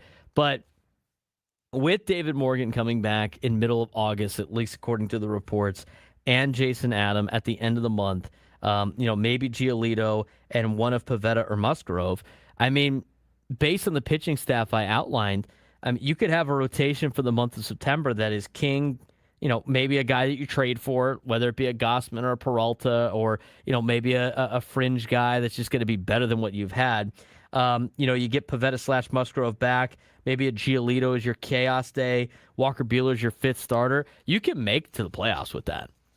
And then when you get to the postseason, you're going to go with King. You're going to go with whoever you acquire, like maybe a Gossman. Maybe you start Joe Musgrove if he's back and ready to go. Maybe you start a Nick Pivetta. And then your bullpen's going to be Giolito, Buehler, Miller, Adam, Morejon, Estrada, Rodriguez, Morgan, Hart, Vasquez. That's a pitching staff that can win in October. The problem, I think the strategy of the pitching, like the chaos pitching, whatever we've talked about a lot today, I think the strategy of that can work in October when you have the bullpen that the Padres have. And that's, by the way, that's taking Matsui and Yuki out of it, who have done well. And if they don't trade them, they've had good seasons. They add to the help of this team. I think you can run this strategy when you have a really good bullpen. But the problem is not October. The problem is getting to October. I don't know if you can do this for 2 months. You could do it for 1 month when it's all hands on deck. You can't do this for 2 months. That's where you're going to be in a problem. But if you traded for like a Gossman then and you get one of Pivetta or Musgrove back, you get both of those guys back, all of a sudden it drastically changes the narrative. I just don't think you're going to get both of them back. But if you do that, I think it gets you to October. And I think that's what the deadline right now for the Padres, they have shown, their offense has shown that they can compete in October now. Their bullpen has shown, especially when they're healthy and they're getting guys back and compete in October. The starting staff is the one part that you can't. And this deadline needs to be used for the Padres to get to October and then let the bullpen take over. That's how I view this deadline. And the thing is, Padres fans are like, I wouldn't care if Yuki or Wandy got traded. Yeah, you've seen like the good and the bad. But this season, they both have really good years. They both had good enough years where teams will take a flyer on them, or teams would take them to add to their pitching staff that is very much lacking. So that's kind of how I see it. Kevin Gausman, I can't remember off the top of my head what they said about how much you would still have to pay Kevin Gausman because he's owed $20-something million this year. I think it's about a third at this point. Like, you're already like 2/3 of the way through the season by the time you acquire him. So I think maybe if you do, give or take like a third of his contract. So maybe like $7 million, $7.6 million you still have to owe him. I mean, if you trade away Yuki Matsui and Wandy Peralta, well, I mean, that's just minuscule too, but it would cut some of the deficit off of that. So that's how I see this, especially from the pitching side of things. I mean, offensively, we've talked about it. I mean, Mickey Moniak looks like he's very comfortable hitting at Petco Park. His road splits have not been very good, but you know what? His splits at Petco have been very good. You know, maybe he likes being home. I mean, I think that would be a subtle move that can help this team. He's a good defensive player in the outfield. He's a young player. He was the number 1 draft pick in 2016. He could bat second behind Fernando and in front of me. I mean, how much better do you think he would be if he was in a lineup that's actually really good? That would be really nice to see. I mean, you could have Fernando bat leadoff. You could have Moniak bat second. Yeah, Machado bat third. And then at that point, I mean, you lengthen the lineup out a little bit, right? Maybe France still bats fourth with the way that he has been swinging the bat. And then you get into, maybe Merrill at 5 or 6. And, you could have Bogarts bat near the bottom. I mean, your catcher, if it's Campusano, he bats 7th. You go Campusano, Bogarts, and Cronenworth. That's a way deeper lineup, and all you did is acquire Mickey Moniak. I mean, that's not a bad spot for him. A little bit extra pop. I mean, he's not going to knock your socks off. But I think if you surrounded him with some talent, I think it'd be a very good pickup. I really do, especially with the way he's hit at Petco Park this year. We're going to table our Padres conversation. We're going to table our conversation about the pitching staff as we go to what else is going on in Major League or not Major League Baseball, what else is going on in the sports world, today's sports thread. You know that group chat, the one that's always blowing up with the biggest sports takes, debates, and breaking news? You got barbecue back there, and you didn't invite me? Yeah, we've got that too. Welcome to the Sports Thread, where we break down the top 5 stories in sports, just like you would with your crew. Oh, no! Disaster! No filters, no silence, just real talk. All right, Frank, what we got going on today? All right, there was some big news that came out just as we were getting ready for the roundtable this morning. Number 1. And that is that we brought up the fact that UEFA was talking about boycotting the World Cup because of the private investing thing. We brought that up yesterday.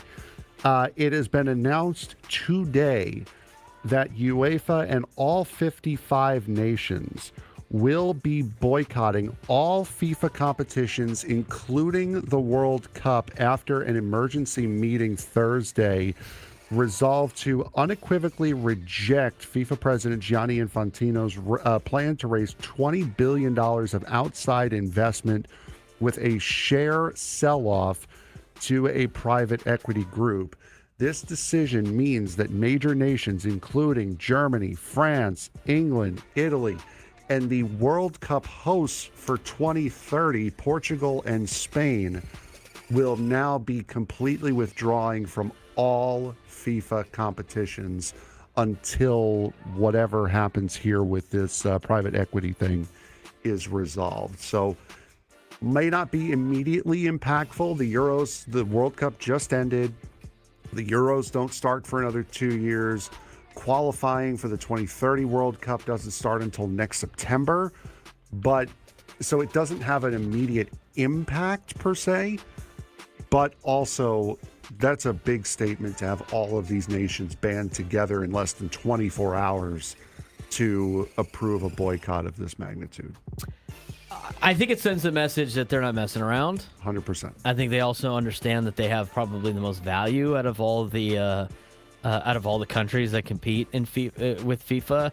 I mean, the biggest draw is who? Mostly the European countries, right? Those are the ones that have dominated in soccer, and so I think they understand that.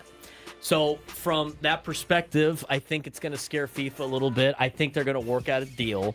I would be shocked if they... Well, you know what? I wouldn't be shocked because remember they tried to do the Super League in soccer, and they're like, no, we're not doing this, and then it fell apart. I mean, I think FIFA might back down a little bit on this. It's either they're going to back down or FIFA's going to get... Or they're going to like increase the money for all these other countries that are boycotting it, and they'll work out a deal.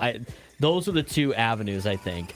I think they're going to play the Euros still. I think they're going to play in the World Cup. It's a long time. Oh, yeah. I think it's a lot easier to pull this when you're that far out from a lot of competition. But you know what?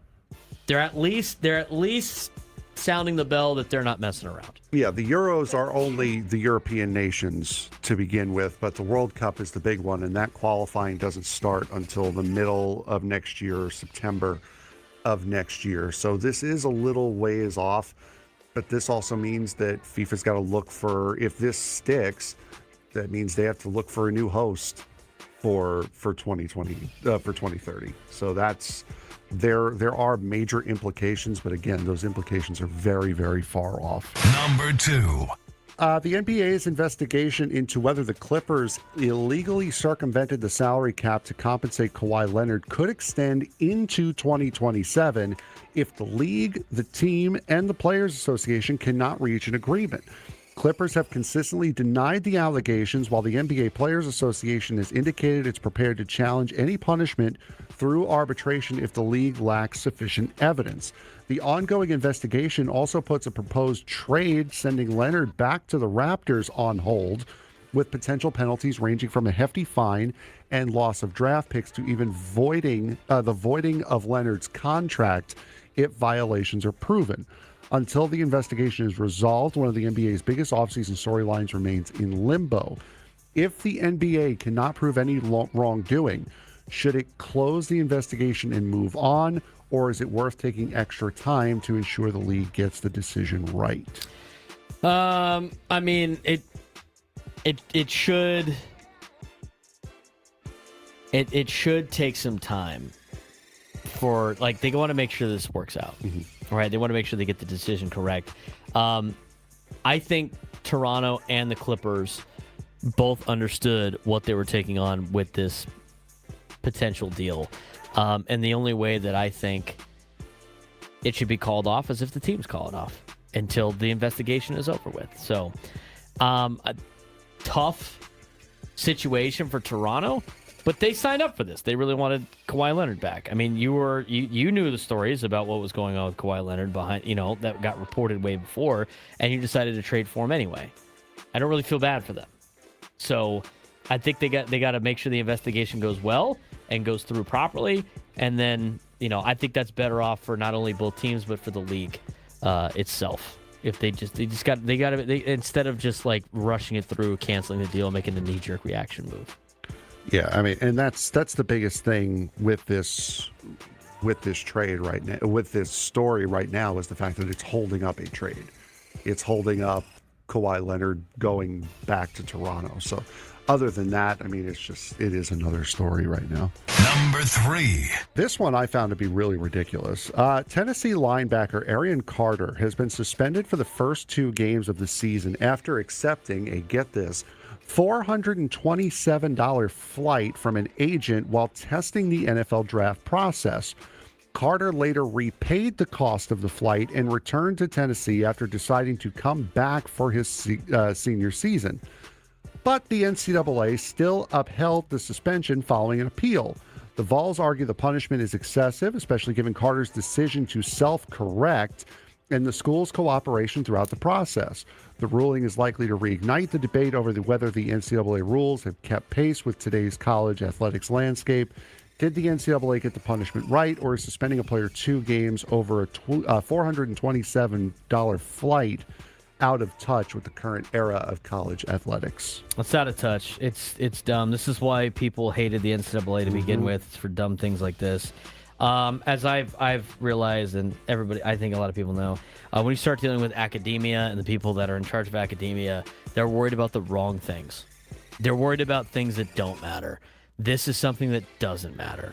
This is stupid. I don't know why. This goes in line with like, oh, he has to sit out 3 games because you bought him a sandwich, and that's a benefit that's illegal. It's like this is the stuff that's dumb. That why people were upset about not having NIL to begin with.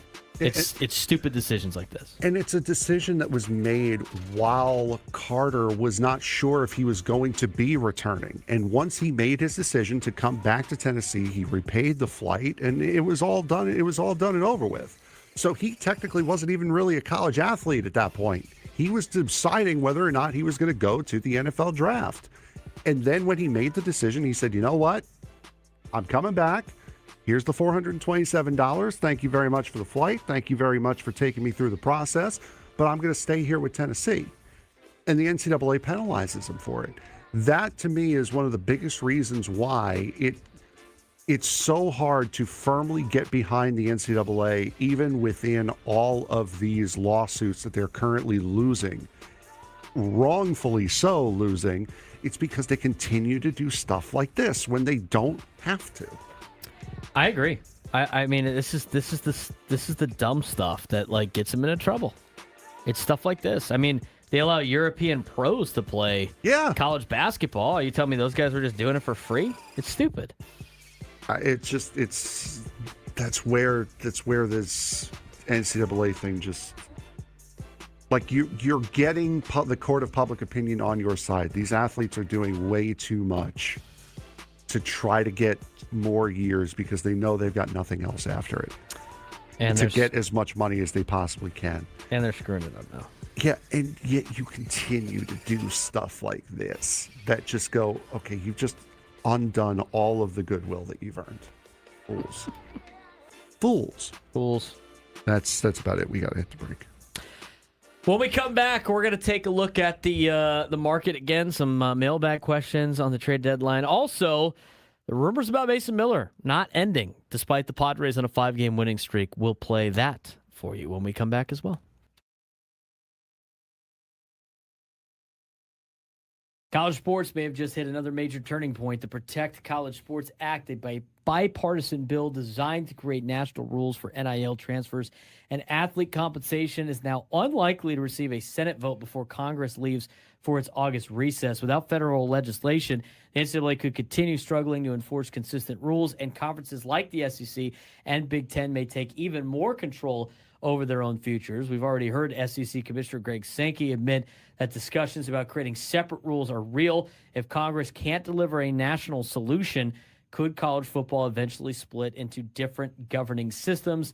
That's becoming one of the biggest questions facing the future of college athletics. Senate Majority Leader John Thune announced this week that the Protect College Sports Act is unlikely to receive a full Senate vote before lawmakers leave for their August recess. The bill, introduced by Senators Ted Cruz of Texas and Maria Cantwell of Washington, is designed to create nationwide rules for college athletics. Amongst its biggest goals are establishing consistent NIL regulations, protecting eligibility rules, clarifying transfer policies, and giving the NCAA limited antitrust protection so it can actually enforce those rules without facing constant legal challenges. Supporters believe it's the best opportunity college sports has had in years to create one national standard, but with time running out on the congressional calendar, that opportunity may have to wait. But the principle of this, Frank, I think is very good. I like all of these changes.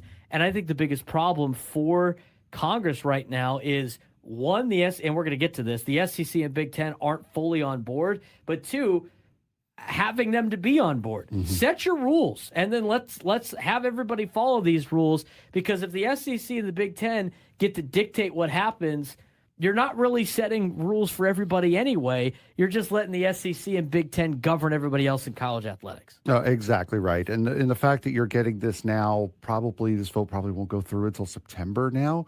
So that's into the season. That's going to change everything. That's going to create a whole bunch of other issues for college athletics for this football season and potentially basketball season as well, depending upon how long this goes. So this is not an ideal situation for people who want clarity like us in college athletics going into the future.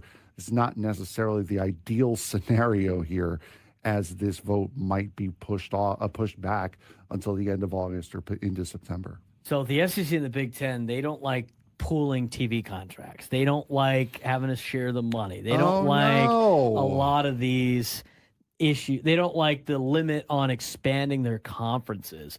And without the support of the SEC and the Big Ten, the bill faces an uphill battle in Congress. But to me, those are all the rules that you need to put in place to make it a level playing field to begin with. Mm-hmm.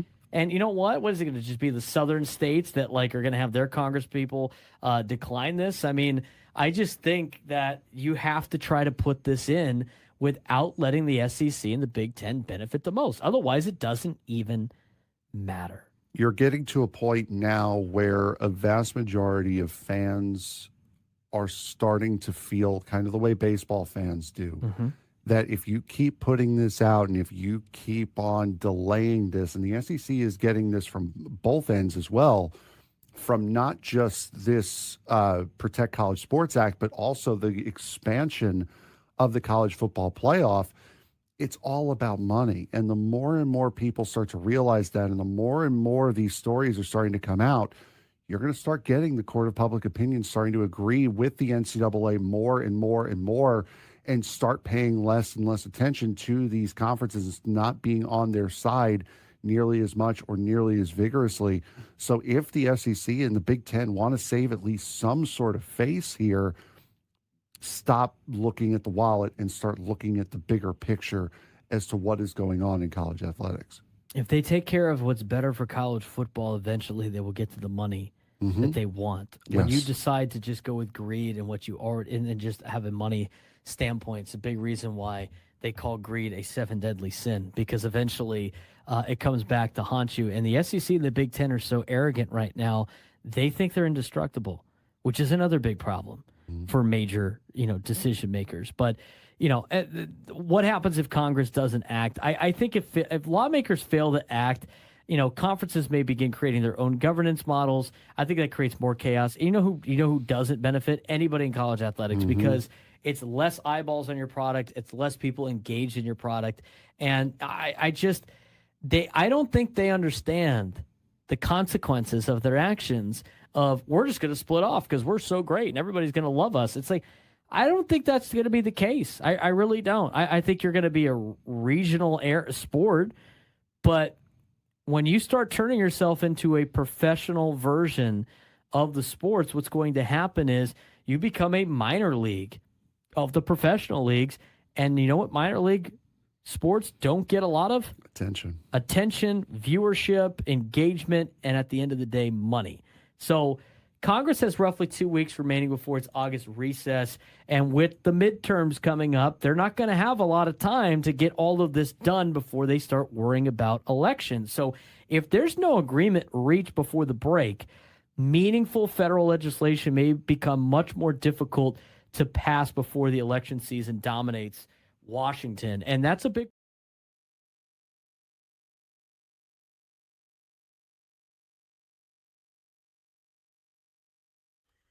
1224 here on San Diego's #1 sports station, 97.3 The Fan. Padres Giants coming up a little bit later on here today. Giants still do not have a starting pitcher named going up against J.P. Sears here today. Wonder, Braden, if that's a roster move in the waiting, not necessarily a trade, but a roster move. potentially. It could be a roster move. I thought for sure if you were going to have a TBA, because I saw this earlier, it would have been the Padres having a TBA. Yeah, Padres, TBA is going tomorrow for the Padres, but so far TBA is going all 4 days for San Francisco at the moment.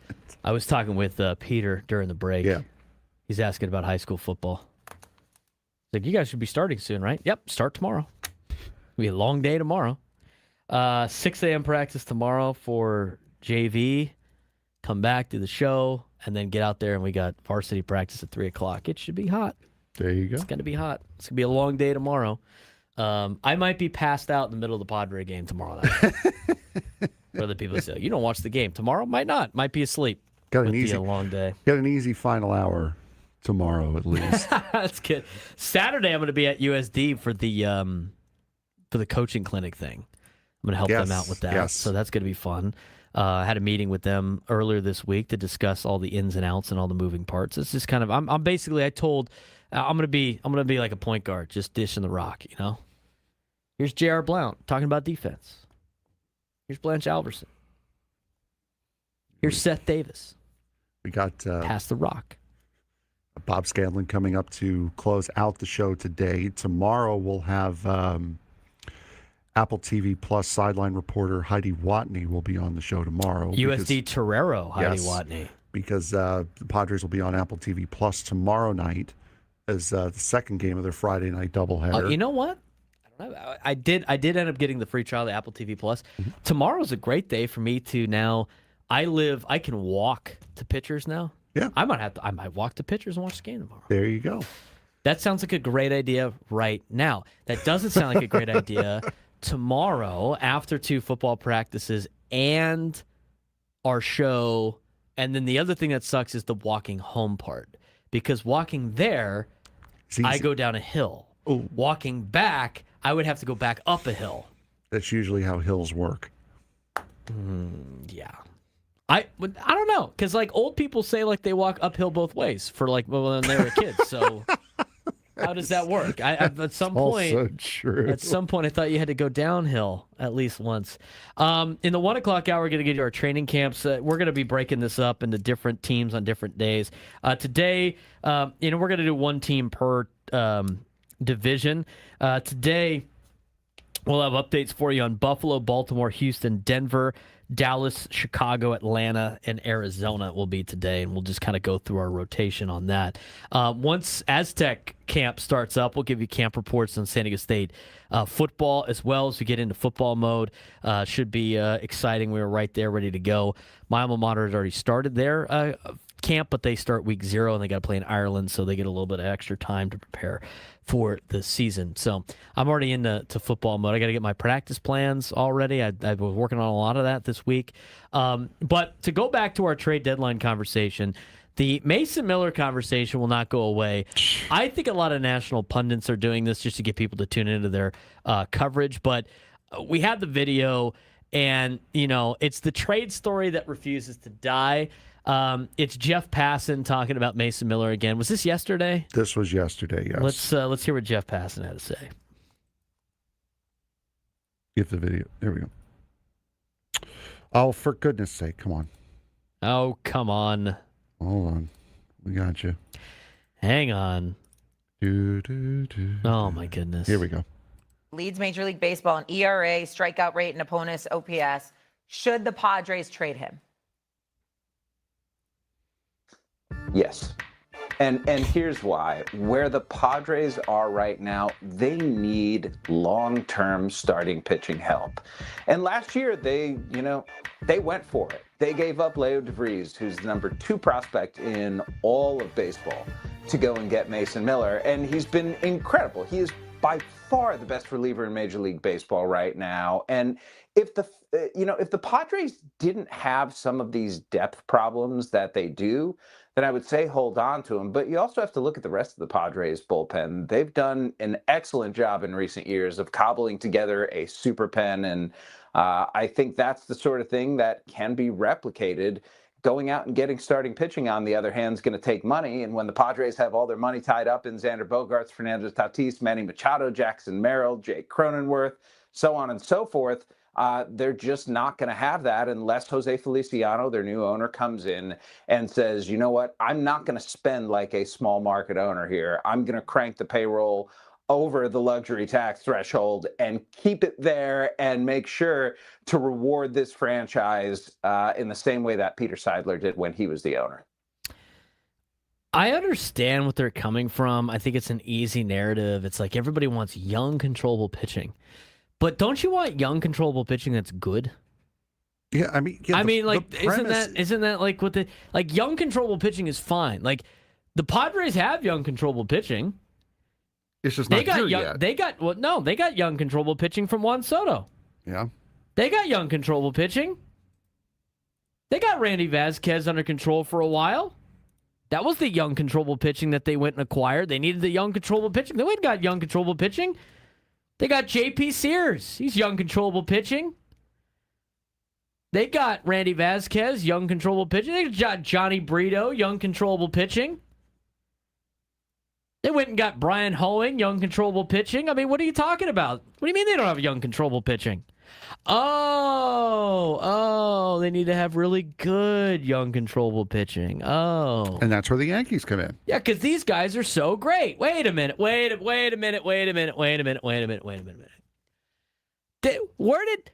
Michael King and Johnny Brito and Randy Vasquez come from? I thought that was the... But they are really good. Oh, we're just missing the fact that they're really good. They're really good. Yeah, they're really good. They're the future, the starting pitching, right? Yeah. This is the young, controllable pitching that we needed. It was from the Yankees that have a plethora of the young, controllable starting pitching that they have developed themselves, just like everybody in their rotation. Yeah. Have a couple. Yeah, throw in Cam Schlittler. We'll be all right. Sounds good. I mean, come on. I find it incredibly vague from a lot of people that go like, they need young, controllable pitching. Well, so does everybody else. But you want good, young, controllable pitching. You don't want just guys that are young and you have control of them for 4 or 5 years and they happen to be pitchers. You have these guys. It hasn't really worked out with some of these guys. Are you going to continue to trade away players that you know are good off your team to try to maybe hit on one of these guys? Because if everybody needs young, controllable starting pitching, most teams don't trade that away. They don't trade that away. I don't know if you know this or not, but the Padres also need a bat. Did you see that home run that Spencer Jones kid hit yesterday? Spencer Jones hit a home run yesterday, finally? I'm just saying. Yeah. He's good. It's going to be awesome when the Padres trade Wandy Peralta to the Yankees for Dax Kilby. Next Paul O'Neill. Now, let's not give that out there. I mean, I hope Spencer Jones figures it out. I don't really want to take the risk that he doesn't here. That's where I'm at with that. We need a contestant for the Midday Sports Standoff, 833-288-0973, 833-288-0973. If you could take me down in sports trivia, you would be qualified for a chance at our grand prize. A 2-night stay at Fontainebleau, Las Vegas, and a $150 food and beverage credit. Oasis Pool Deck at Fontainebleau, Las Vegas is officially open for the season, offering a 6-acre elevated pool experience with 6 distinct pools and Live Beach. Enter to win a 2-night stay at Fontainebleau, Las Vegas, and a $150 food and beverage credit. To book your stay, visit FontainebleauLasVegas.com. Now, we do that when we return on the Braden Surprenant Show. Standing Urban Sports Station 97 to the Fan.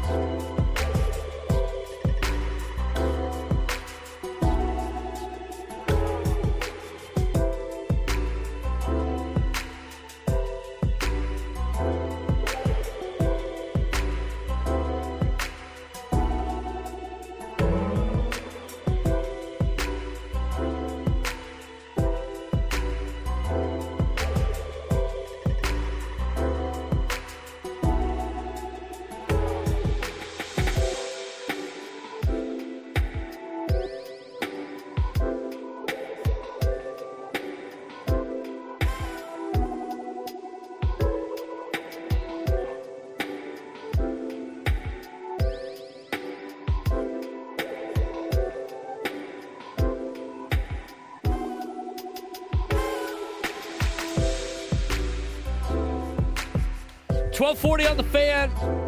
Broadcasting live from the Bill House Studios. We know how. Coming up in the next hour, we're going to have an NFL training camp reports, honing in on one team per division. We're going to do this every day as we lead you up to the NFL season. We're going to do it at 1 o'clock every single day. We got some news with Sean Lewis getting a new contract amid their move to the Power Act 12. And then we'll get you a preview of Padres and Giants with Bob Scanlan joining us at 1:35, all coming up in the next hour. But before we get to that, we need to get to today's midday sports standoff, trying to get somebody qualified to win a trip to Fontainebleau, Las Vegas. Welcome to Midday Sports Standoff on the Braden Surprenant Show. I can't believe what I'm seeing right now. The ultimate head-to-head battle where sports knowledge and quick thinking collide. No, he's no good. Are you kidding me? Contestants will go toe-to-toe with Braden in a sports trivia deal where every correct answer brings them closer to victory. Down the sideline! Wow! Unbelievable! But 3 strikes and it's game over. This is not Detroit, man. This is the Super Bowl. Can you outsmart Braden? The Midday Sports Standoff starts now. All right, Frank, who we got playing today? We have Kevin in Escondido playing today. Kevin, how you doing, bud? Good. How you guys doing? Good, good. All right, so today's topic is going to be college football related. We're starting to get into the football season. We're getting into the spirit of things.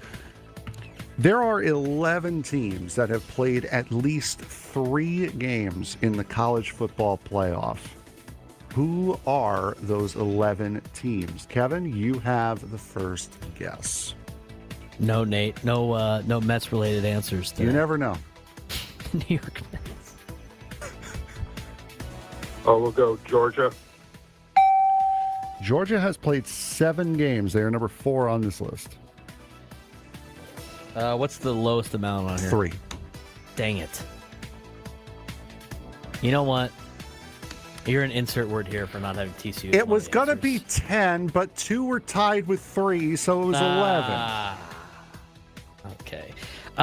Texas. Texas is number 7 on this list. They've played 4. Yet to make it to the national championship. Just want to mention. Only Texas schools. One Texas schools not do that. How many? So Georgia had how many? 7. Kevin, had, yes, Georgia had 7, and Texas had 4. 4, and they were both 4 and 7. Ha! That's funny. Kevin, We'll go with Ohio State. Ohio State has the second most. They have played 11 games. Really? Mm-hmm. Let's go. As Eli Gold would say, touchdown, Alabama. Number 1 at 14 games played in the college football playoff.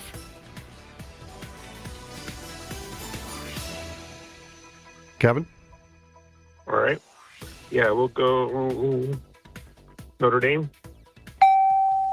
They have 6. They are number 5 on this list. Well, it's 7 if you want to count the one that they're already guaranteed this year. Let's go with Derek and LaMesa's Oregon Ducks. They are right square at the bottom of this list. They have 3. Kevin? Really? Mm-hmm. They've made it multiple times. They've only played 3 games. They have a record of 1-2. This is right off of the College Football Playoff website. Kevin? That means they've only made the playoff twice because they went to the national championship in that first year. We'll go with the Hurricanes, Miami.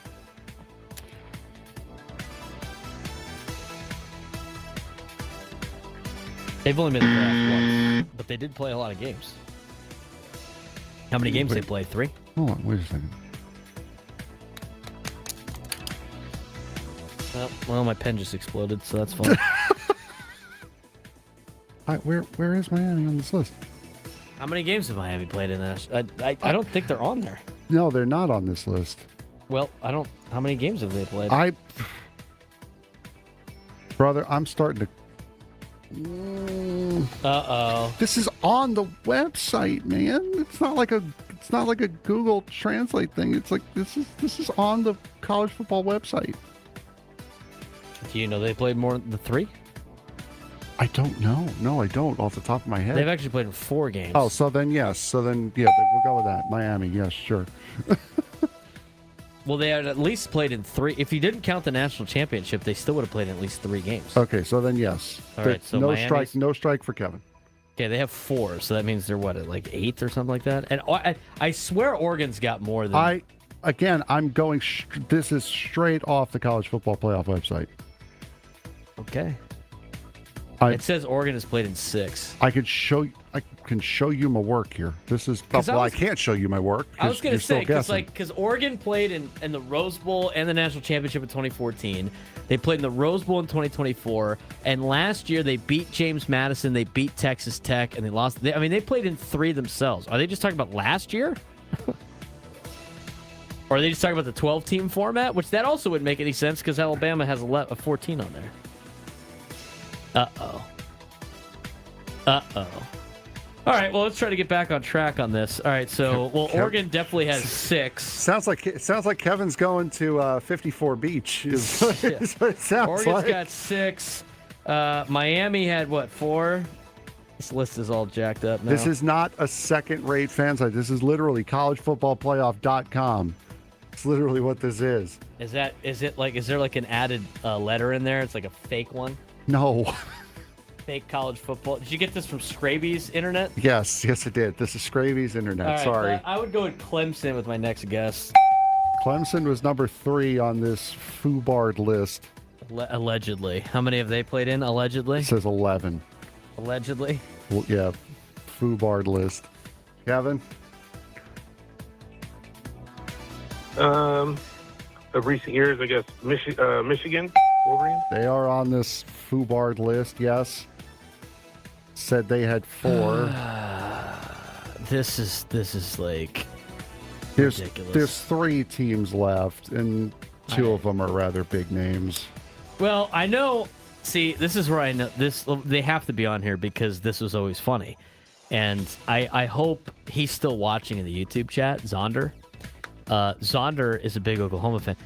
Oklahoma 0-4 in the college football playoff. Oklahoma is on here, yes. They tied with Texas with 4 games. I believe so, yes. Kevin? Have we clarified, I guess I'll go with LSU because I know they won the title. Yes, LSU was on the list, yes. I believe we've gotten basically to the point where Kevin's clinched himself. You're just going to give it to him? He's clinched. He's gotten enough correct answers. Let's be honest here. He's gotten enough correct answers. They had to have at least 3 games, right? That's not the deal. Well, Penn State played 3 games a couple years ago. Yes, Penn State was on this list as well. There's one more. I think I know what it is. Kevin, for funsies. Is Braden's TCU in there? We only have 2 games. No. Braden, go ahead. Again, it's you're already qualified. My Kevin. guess would be Washington. And yes, that was the other one on the list. Yes. So this is congratulations, Kevin. Hang on the line. You will be going to Fountain Blue. Okay, what site Beach. do I have to go to here? It's literally collegefootballplayoff.com. And it says team appearances. All-time college football playoff appearances by team. Yeah. It's got to not have last year in there or something. It doesn't have last year in there. That's the problem. Okay. They didn't update it because Texas Tech's not on there and they definitely played it a game. Okay. They are updated through 2024, 2025. So that was all-time appearances, not including last year. So the only teams that got hosed on that, Oregon was already on your list, Yeah, but Oregon was already they would have a there. lot more games than the 3. And then the teams that were not on there were Miami, who he was one of his guesses, which was Oklahoma, 4. Yeah. Oklahoma has 4. That was at the bottom of the list, but yes, I do remember that Oklahoma was 4. So it was 12 teams. So we got it. We nailed it. We took a roundabout way of getting there. If you base it on overall standings and win percentage, the worst team in the college football playoff is Oklahoma. Yeah. Mm-hmm. 0-4, baby. Kevin, hang on the line. You did a great job today. Filing through the disaster. 0-4. Tell Frank to never trust Scraby's sites. What do you mean MattScravyTrivia.com isn't the best site to go to? Yeah, Matt Scravy Trivia. You know what? Wednesdays is trivia night at Naughty Barrel. I know there's trivia night all over the place. There's a bunch of different companies that do it. I would love to attend trivia night that was Scraby Chronicles Trivia. Oh, no. Oh, my God. That'd be so funny. Like, everyone, you would be like, are you sure about that? Even if you knew it was right, you could just drop the, are you sure about that? And then Scraby would be like, he'd start second-guessing himself. Yes, Jake, go ahead. You can. Yeah, you get a foul. Yeah, that's fine. I'll take it. Foul. No, 2 fouls. I'll take a tech for the question and also the ill-preparedness. Well, you get a of common foul, myself. too, so fire up that's Chevy fair. Chase, too. He draws the foul. There it is. That's my 5 for today. Uh-oh. You're gonna foul out for the last hour. Well, you know what? We have Scan coming on the last segment, so maybe. Our guy Zonder texted me. He's the Oklahoma fan. He was like, I don't appreciate the Oklahoma hate on the show. Well, you better get used to it. So. I mean, I don't mind Oklahoma. I personally don't mind Oklahoma. I don't like Oklahoma. I'm sure you don't. I don't like Oklahoma. I don't like Texas. We could have had a great thing with the Big 12, but they decided nobody to get likes greedy. Texas. No, the eyes of Texas are upon you. They suck. Yeah, I don't like either of those. My pen got completely jacked up. I literally clicked it. Why were you smacking it? No, I right there. I was trying to get all the pieces. I literally clicked it, and the whole thing. I don't know if you can see it. The whole thing just fell apart. Oh, what? You cracked the plastic case? Every piece just fell apart.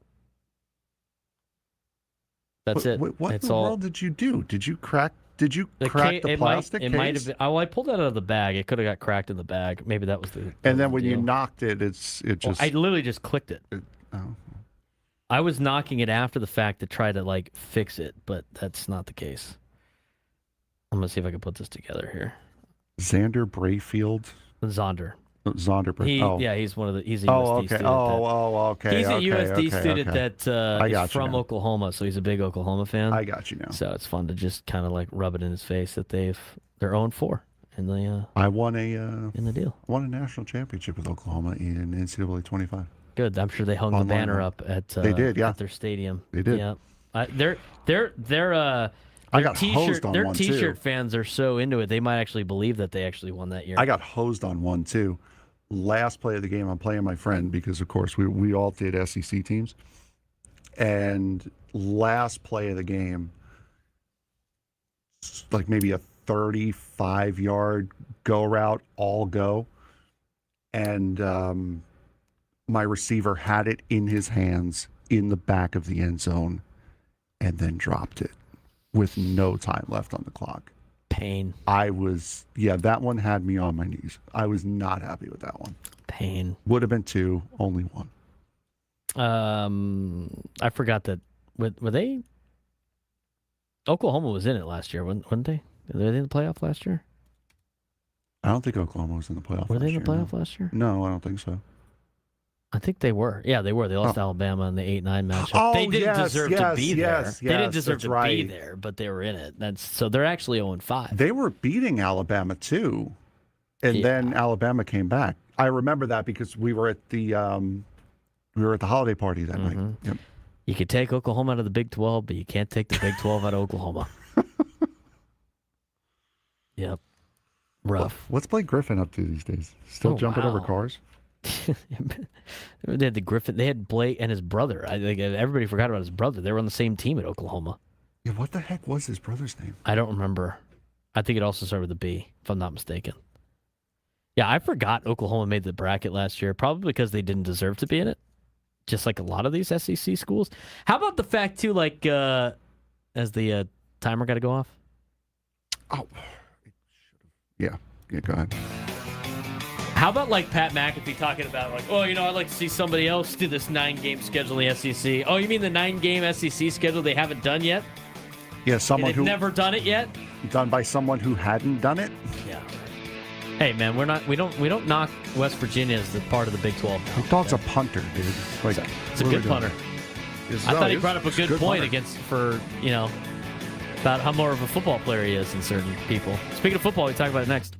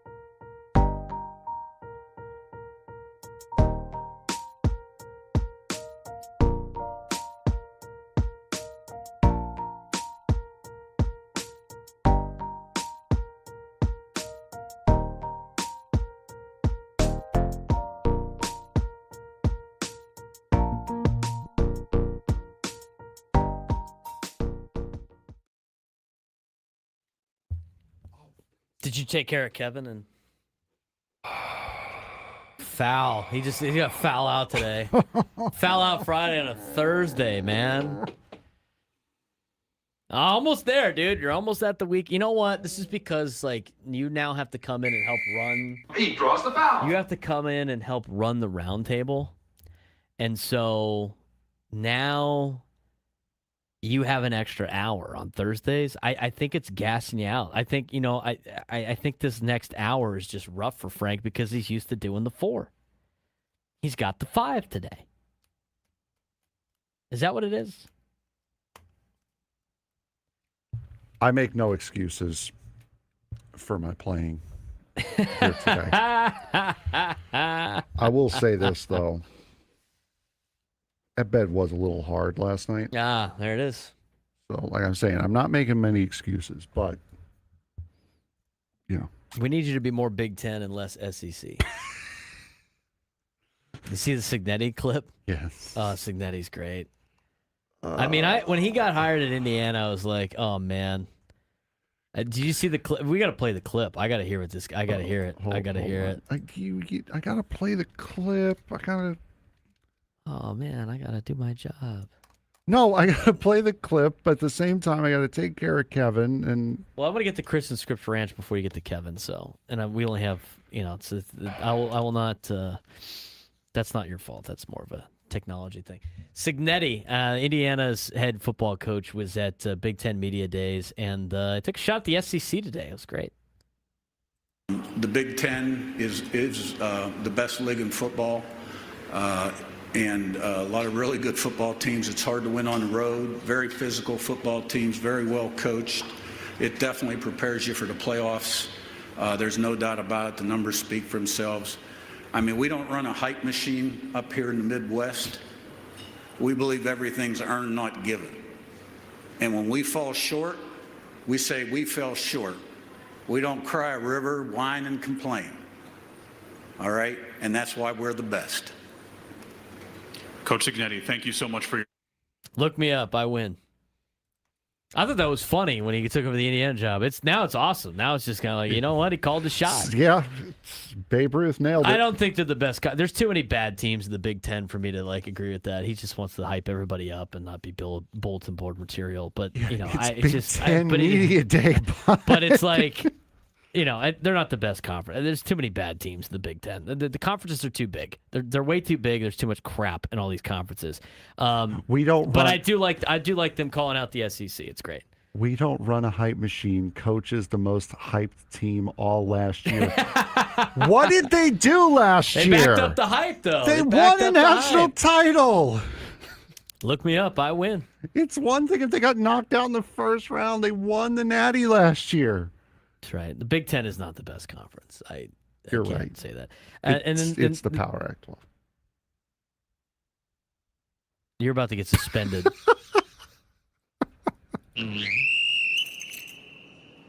Foul. No, 2 fouls. All right, 833-288-973, 833-288-973. Chris and Scripps Ranch, save us from this foul machine that is Frank Marchese. All right. Hey, what's up, Frank? What's up, Braden? How you guys doing? Doing well. Hey, you know what? How did you play? How was OTL for you? We did all right. Grand Ole Barbecue came in that 5th, 6th spot, so we did all right. We did pretty good.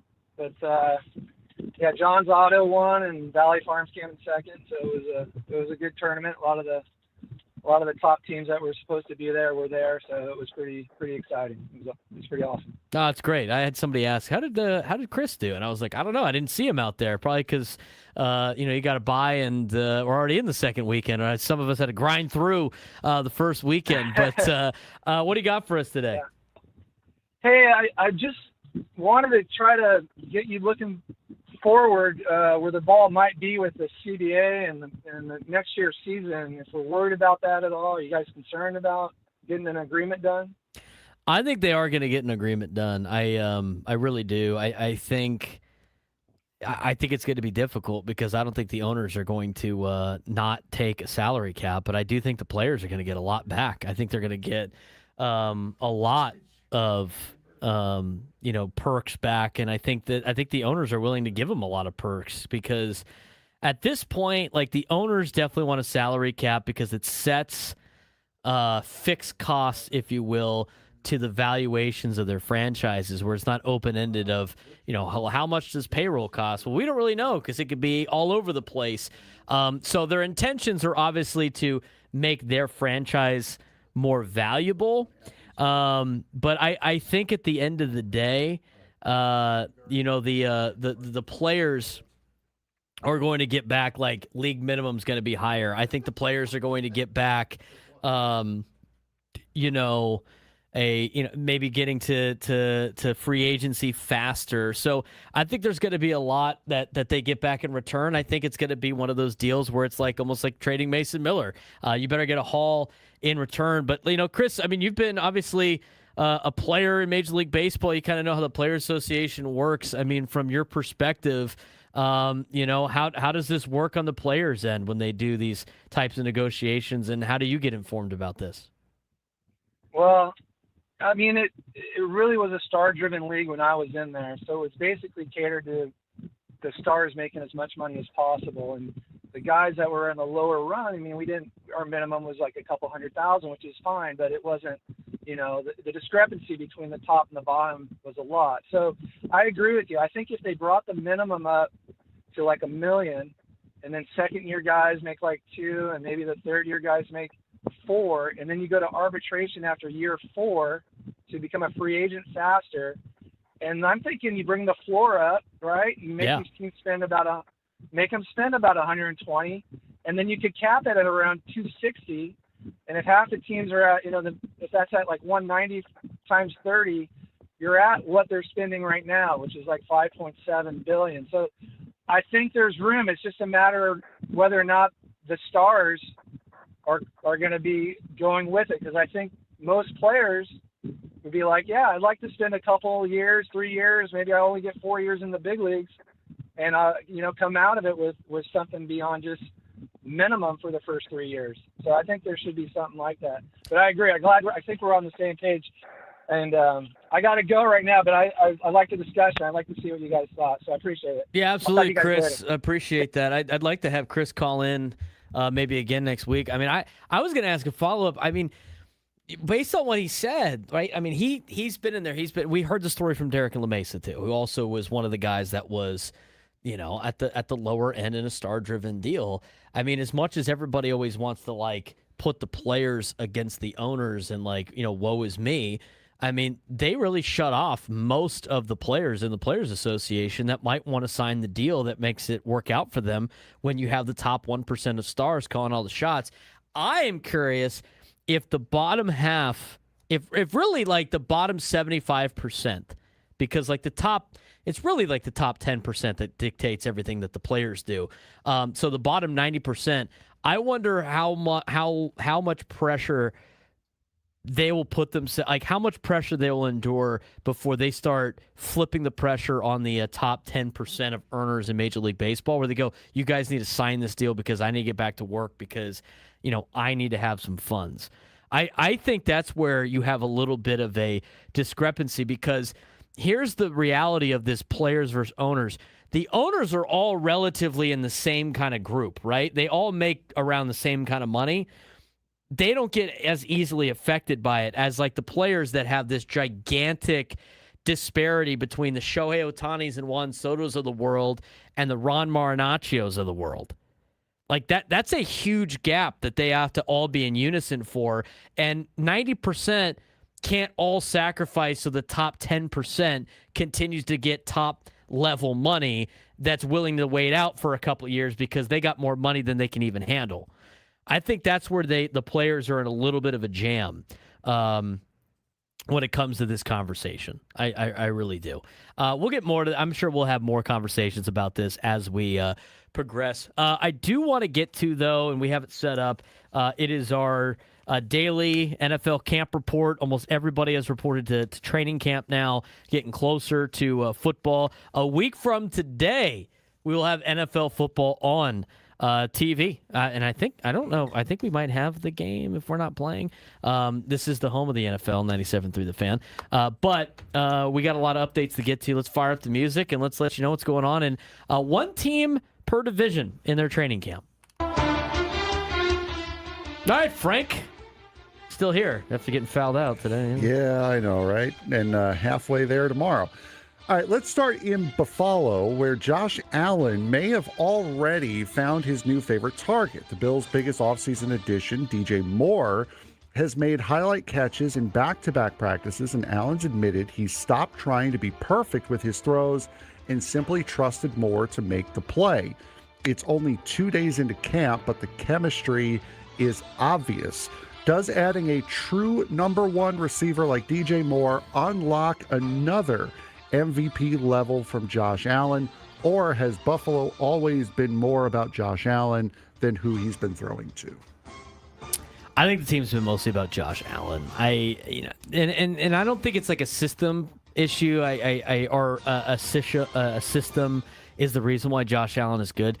They've never really had great number one receivers there. They've had guys that used to be great number one receivers, but I don't see DJ Moore saving this team. I really don't. I think they could have invested better in helping Josh Allen as much as they can. I mean, they have him under contract. Maybe this is a situation where Josh Allen could, take a little bit less money, maybe get a bonus to get an actual receiver. They got a decent line there. The running game finally has subsided. And so now it's about getting some type of better players in there, I think, to help Josh Allen, to put him over the hump, because they've done everything else around this team, and they haven't had a big playmaker, and I don't think DJ Moore is truly a number one receiver. I think he's more of a two than anything else. So he's going to help Josh Allen, but I don't necessarily think this is the big move that needed to take him over the top. I don't think it is. So I'm sure things are clicking right now with the Bills and Josh Allen and DJ Moore. It's been a couple of days, but we'll see how they look like in games here in the next not-so-distant future. Quote the Raven, Baltimore may have found a surprise. Rookie receiver Jacoby Lane made arguably the catch of camp, skying over Marlon Humphrey for a 30-yard grab from Lamar Jackson. Coaches say confidence is obvious, and suddenly there's real competition for the Ravens' third receiver spot. What does Lamar Jackson need more this season? Another reliable wide receiver, or another playoff run that finally changes his postseason reputation? Unquote the Raven. He needs to win some games in the postseason, and if more receivers help him do that, fine. But he hasn't been that great of a passer. I mean, he's done a lot of stuff with his legs. He has had good years where he's won a couple of MVPs, where he's had more time to throw. But, he had Derrick Henry back there that can kind of alleviate some of the running, and he was able to throw it around last year, and he was okay. It wasn't very good. So, and I don't think it's because they didn't have any receivers. Lamar Jackson's been given a lot of opportunity in Baltimore and a lot of weapons in Baltimore. He needs to start getting the job done in the postseason, and not just the regular season. I think a lot of the regular season success has been because of some of the talent they've had and good coaching, and we'll see what happens. I mean, they don't have John Harbaugh now. They thought getting rid of him was going to be a good decision, and you know what? We'll see. Maybe the John Harbaugh and Lamar Jackson relationship ran its course, and you need a new, fresh face in there to kind of lighten it up. But until Lamar Jackson starts winning playoff games, it's going to be hard for him to kick that narrative. I mean, he's done very well in the regular season every single year. The Ravens have done really well in the regular season every single year. It's the postseason that's been the problem for Lamar. He needs to be better in that category. Next team up, it would be the Denver Broncos. Bo Nix looked completely healthy Wednesday after offseason ankle surgery. Sean Payton said he's pleased with Nix's conditioning, and Denver's quarterback looked comfortable throwing in the red zone during the Broncos' first training camp workout. Is Bo Nix ready to become a franchise quarterback, or do we still need to see him beat the AFC's elite before buying in? I thought he had a pretty good year last year. I think he was a big reason why the Broncos were pretty good. They also had a really good defense. I think you need to see a little bit more out of Bo Nix, just like we said about the Patriots the other day with Drake May. the fact that Sean Payton believes in him, I think it goes a long way. They didn't believe in Russell Wilson. You saw the disaster that he was in Denver. But I think with Bo Nix, they finally have some stability. I don't necessarily know if Bo Nix is a franchise quarterback, but he's definitely a quarterback that's good enough to advance you through the playoffs. I think he's going to need a little bit more help. And, by the way, the AFC is loaded. They have Mahomes. They have Allen. They have Burrow. They have Lamar. They have, Justin Herbert, who's about to get married. Looking good in July doesn't mean winning in January, and the AFC's got a lot of good teams. So I'm going to have to see a little bit more out of Bo Nix. It's good to know that he is looking healthy because he had a very scary injury at the end of last year in the postseason. If he overcomes that, it has another good year, some years of consistency, he could be one of the next level franchise quarterbacks you see, not only in the AFC, but in the NFL. Let's move on to the NFC. Everyone's favorite, the Dallas Cowboys. Oh, goody, here we go. George Pickens is entering a contract.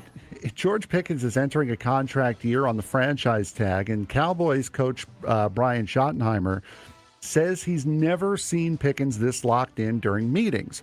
Dallas also enters camp with one of the healthiest rosters in football.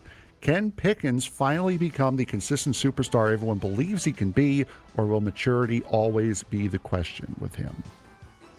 I don't think he could be a consistent superstar. I really don't. He had a good year last year with Dallas. I'm not really buying it. I mean, eventually, there's some people can change, some people can't. I don't think it's worth giving him like $35 million a year. I don't think he needs to get paid like CD Lamb does. I think it works out right now on the franchise tag, but I'd be looking elsewhere at the end of the year unless he has just an unbelievable season with the Dallas Cowboys next year. I've said it a bunch of times. Receivers are a dime a dozen. You can find production out of a lot of receivers, especially if you already have a number one and they have a number one with CD Lamb. I believe this is going to be the last one we have time for here, unfortunately. The Bears.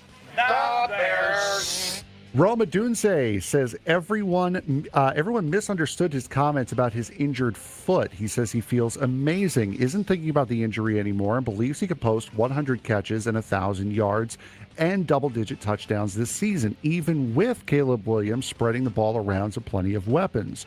Who has more pressure in Chicago this season, Odunze or Caleb Williams? I think Caleb Williams, because I think Roma Dunze is easily replaceable. I know he wants to be a receiver number one production. He might be putting a lot of pressure on himself, but I don't think the Bears really need to put pressure on him. They have other options.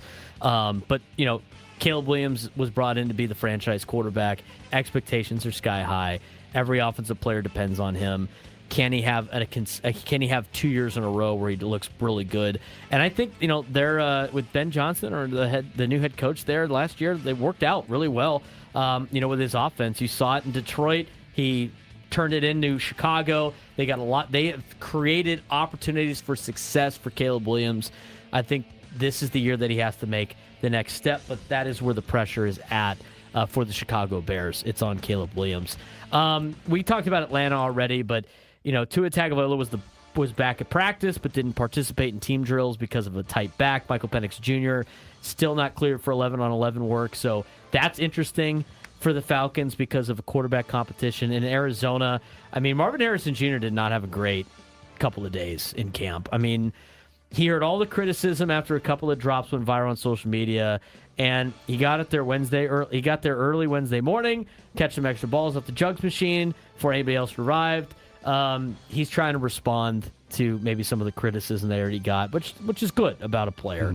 We'll see how the Cardinals do without Kyler Murray. I don't believe Kyler Murray as a franchise-level quarterback. He gets hurt all the time. We'll see if he wins the job in Minnesota, but the quarterback room in Arizona is not very good, and they're one of the worst franchises in all of sports. So good thing for Marvin Harrison Jr. Went out there and tried to own it and get better, but that's our camp report. We'll get to another one again tomorrow. Coming up next, we got an update on Aztec football and a little preview of Padres and Giants. Bob Scanlan joins us after. Braden Surprenant Show. Final hour, San Diego Urban Sports Station 97 to the Fan. San Diego FC finally find the missing piece. Club introduced new designated player Elias Okuri this week, and unlike the Chucky Lozano signing, The move was made by sporting director Tyler Heaps and coach Mikey Varas after months of scouting to make sure he fits the team's culture and style. Then, just hours later, San Diego picked up a huge 1-0 victory over FC Dallas behind Alejandro Alvarado Jr.'s first MLS goal and a game-saving defensive play from Mano Dua in stoppage time. After blowing late leads all season, San Diego FC finally finished a match. Now the question becomes, can Corey help lead San Diego back into the playoff race? Second half of the season starts now. And we look at the way that they were able to revive themselves over the weekend, got that extra player they needed, Frank, and ended up getting a 1-0 victory. Yeah, the club officially announced Tunisian international winger Elias Achouri as its newest designated player, and just hours later earned a much-needed 1-0 victory over FC Dallas. So after months of late game collapses and inconsistent play, they showed signs of San Diego FC that we remember from last year and before the start of this season. It was a very, very big weekend for San Diego FC for sure. Which started with a very frustrating week, obviously, because they suffered a heartbreaking 1-0 loss at Colorado after conceding a goal in stoppage time, continuing a troubling trend of giving away points late in matches. But the response against FC Dallas was exactly what this club needed. Alejandro Alvarado Jr. scored his first MLS goal to give San Diego the lead. Mano Dua made a spectacular recovery block in stoppage time to preserve the victory, and it marked the club's first win since May, and more importantly, proved they can finally close out a match. They needed that in the biggest way. Yeah, first win since May. They haven't played since about May because of the World Cup, so it's not like a big dry spell for them. But yeah, this was a huge comeback victory, and for Alvarado, a huge announce yourself moment for them. We talked about it on the show on Monday about him consistently trying to be more of a team player and be a playmaker and look for the perfect pass. Instead of just going out there and taking the moment for himself, he does that, takes a long shot from outside the box and rolls it on through for the one and only goal in the 50th minute of that game on Saturday night. So big moment for Alvarado. And again, it felt like a turning point for San Diego FC. San Diego now travels to face Minnesota United, one of the Western Conference's toughest teams at home. Big question is whether San Diego FC can build on the momentum from the Dallas victory before opening a very important Leagues Cup play against Club Tijuana next week. I mean, it's only one game, but I feel like, the consistencies or the trend lines and the mirroring between the Padres and San Diego FC both need a better second half. Both have shown that they can compete at a high level. Both haven't been able to finish, and both finally started to do that, but need to do it on a consistent basis. We saw that San Diego FC can be the team that you expect them to be, but can they do that more than just once a week? That's going to be the big question leading into a very tough stretch for them in the second half. Yeah, and right now, San Diego FC currently sees themselves within striking position as far as the standings out west are concerned. They currently sit at 20 points, and the cut line is 25. That's 2 wins. Right. Actually, no, I'm sorry. The cut line sits at 23. That's 2 wins. That's an win. And you're playing the team that currently holds that cut line position, that playoff position right now in Minnesota. They're sitting 1 point behind Seattle. Houston and Dallas are 26 points. They're 5 and 6. And St. Louis City is at 25 points, and they're sitting 7th. So you're not far away. You can still make moves, and there's a lot of time left in this season. You're going to be playing a lot of games here very, very close because you had to stop for the World Cup break. But still, a playoff spot is certainly not out of the question. You look and see, they're 12th in standings. They're a win away from being a playoff team. So, yes, they could be doing a lot better, but they're not far off of where they need to be. Elias Achouri, too, is, a new designated player. And, Chucky Lozano, obviously, he's got a cult following, and they were on display over the weekend. And we mentioned this on the show. I mean, with the problems that San Diego FC has, Chucky Lozano's not fixing those problems. This is not a byproduct of not having him part of the team anymore. But which is interesting about Achouri is, They signed Lozano to be that like mainstay guy, the promotion face of the franchise to get people engaged with San Diego. 125 on a Thursday. Got some non-ball knowers in the chat out there. Anyway, let's get to what we wanted to talk about here, and that is little Aztec football for you. And they're going to start camp. I don't know. When do they start camp? Wasn't my week to watch.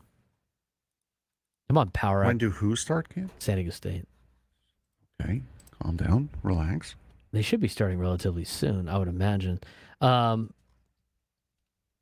we got some information on revenue sharing. We got some information on the Pac-12 media rights. We got some information on the Aztecs giving Sean Lewis a contract extension. That came out in the UT a couple of days ago to kind of get ready for Aztec football. It's going to be here before you know it against Portland State. They play Portland State on August 29th, I think. And just to be clear, it's not a contract extension. It's a contract renegotiation. Renegotiated, got a bump. Yes, because of the move to the Power Act 12. The Power Act 12. All right, so San Diego State officially embraced its move into the Pac-12 during Football Media Day for them because the Pac-12 didn't have one. But beyond the excitement, the biggest story from Kirk Kenney over the weekend, last weekend, was what comes next financially. The conference move is already impacting head coach Sean Lewis's contract, future television revenue, NIL spending, expectations for the football program, and the message from athletic director John David Wicker was clear. The Pac-12 move isn't about changing conferences. It's about investing more money, increasing national exposure, and expecting football to compete at a significantly higher level. Sean Lewis is due for a raise. Sean Lewis enters year 3 of a 5-year deal, scheduled to make approximately $1.95 million this season. His contract specifically included language that required renegotiation if San Diego State changed conferences.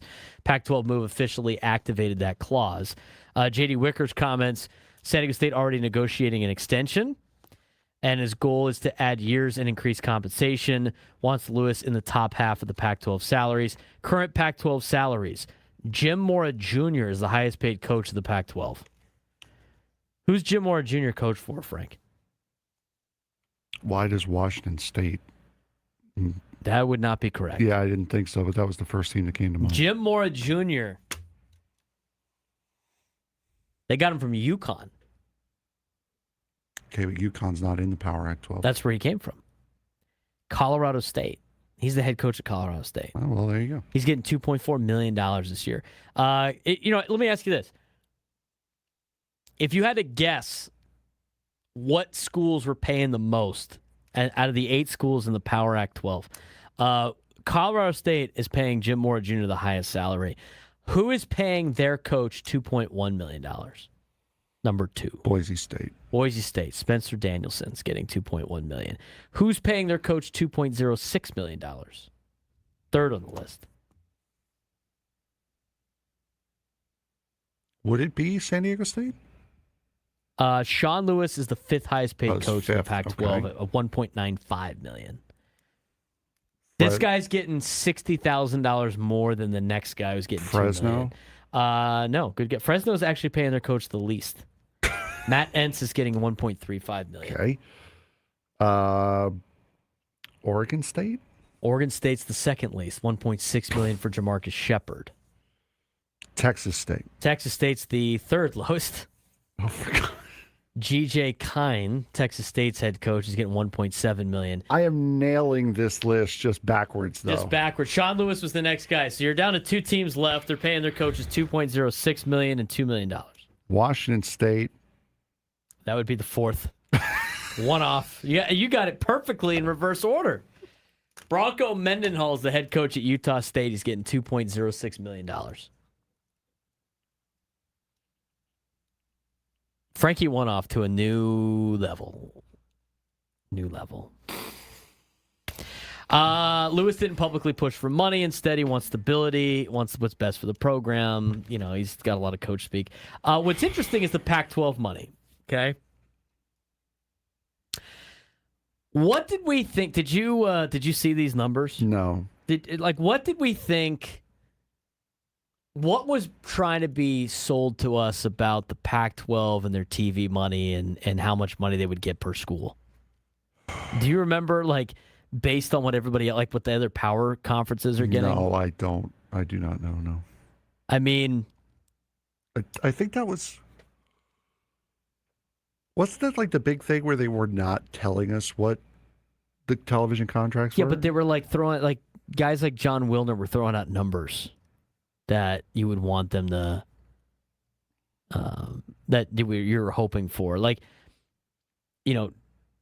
Big 12 is getting upwards of $50 million a school.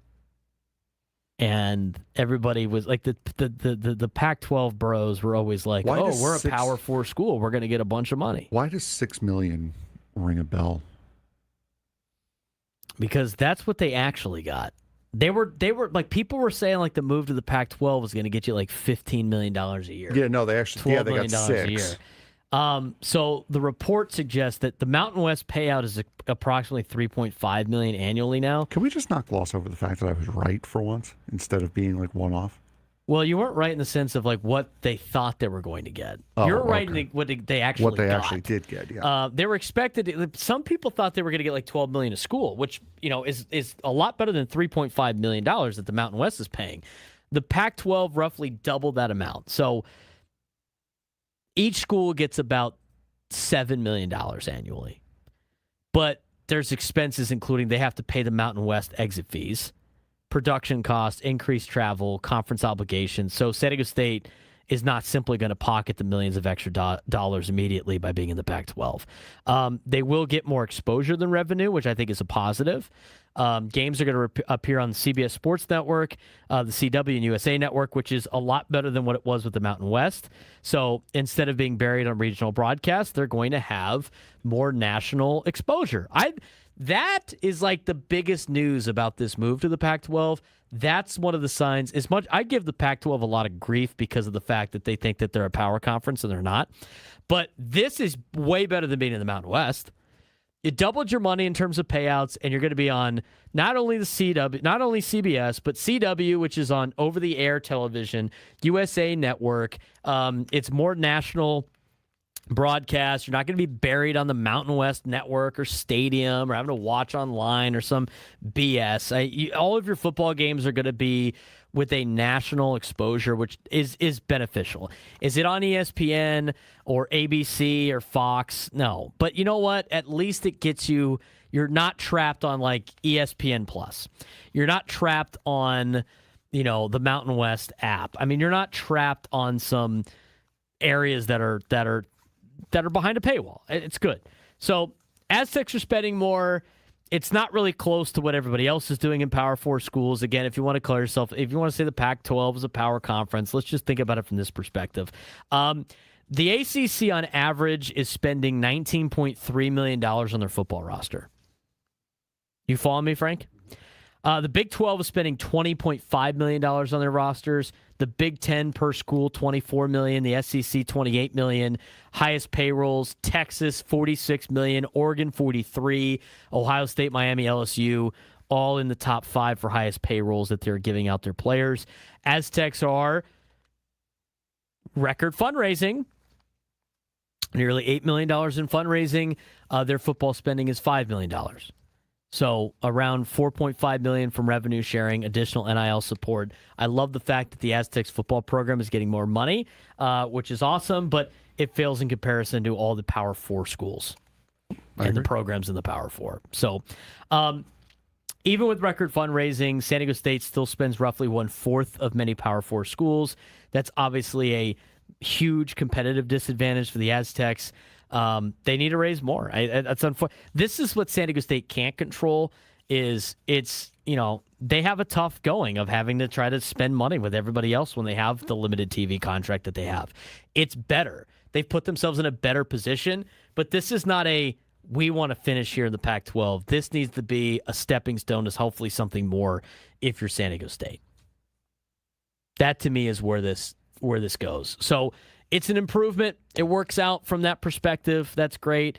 But it's not something to write home about yet.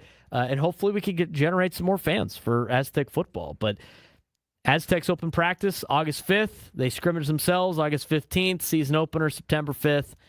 We're getting closer to Aztec football. We're getting closer to having Bob Scanlan on. He will join us next to preview Padres and Giants, give us a recap of this last week, and maybe figure out what he hears on the rumor mill when it comes to trade deadline stuff. We'll get to that next.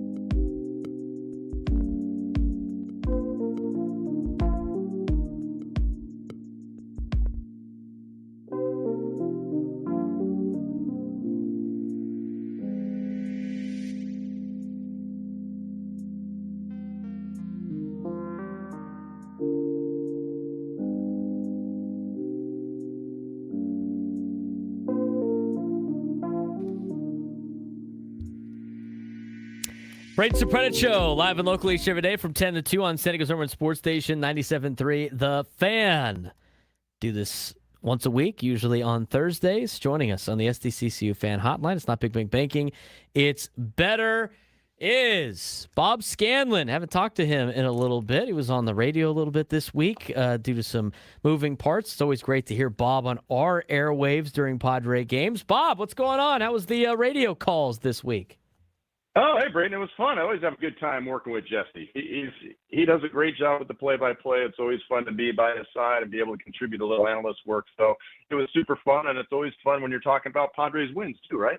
Yeah, this week's a lot more fun than would have been last week. That when we got preempted by the Padres and Braves game. I mean, last Thursday was arguably one of the roughest losses you had to see, with getting out on Chris Sale and then giving it up late, and 3 one-run losses in Atlanta. You had a 1-run loss in Kansas City, but collectively on all those 2 particular road series, the offense was showing up and showing out. You got some good pitching with this chaos pitching over the weekend, and now the Padres have won 5 straight. It's not that surprising the way the offense has played the last month and a half that they have started to get on a roll right now.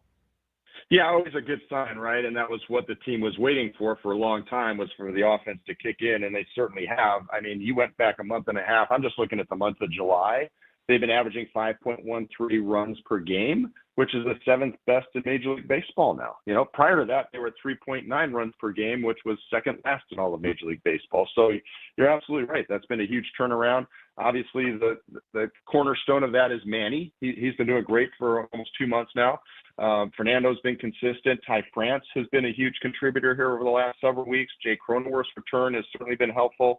And then, Jackson Merrill is been one of the hottest hitters as well. Maybe not most consistent. Seems like there'll be games where he has no hits, but the games where he does have a hit, he's getting 2 or 3 of them.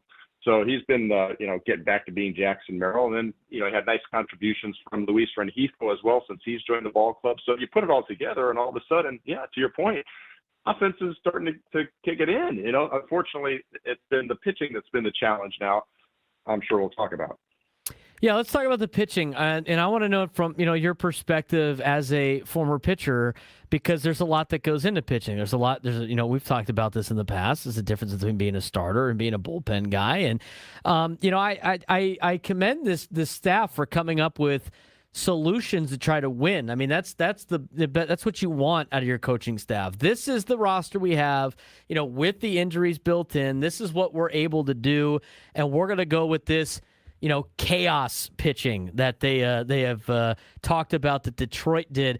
Before we get into the details of how the Padres are doing it, Bob, as a former pitcher, is this something that's difficult to deal with if you're a pitcher, in terms of like not knowing if you're starting or coming out of the bullpen? Is this kind of fun, being, ready and hot every single day? I know Kyle Hart seems like he kind of enjoys it, but, what's your perspective if they were going to roll this out? I know it was different times then.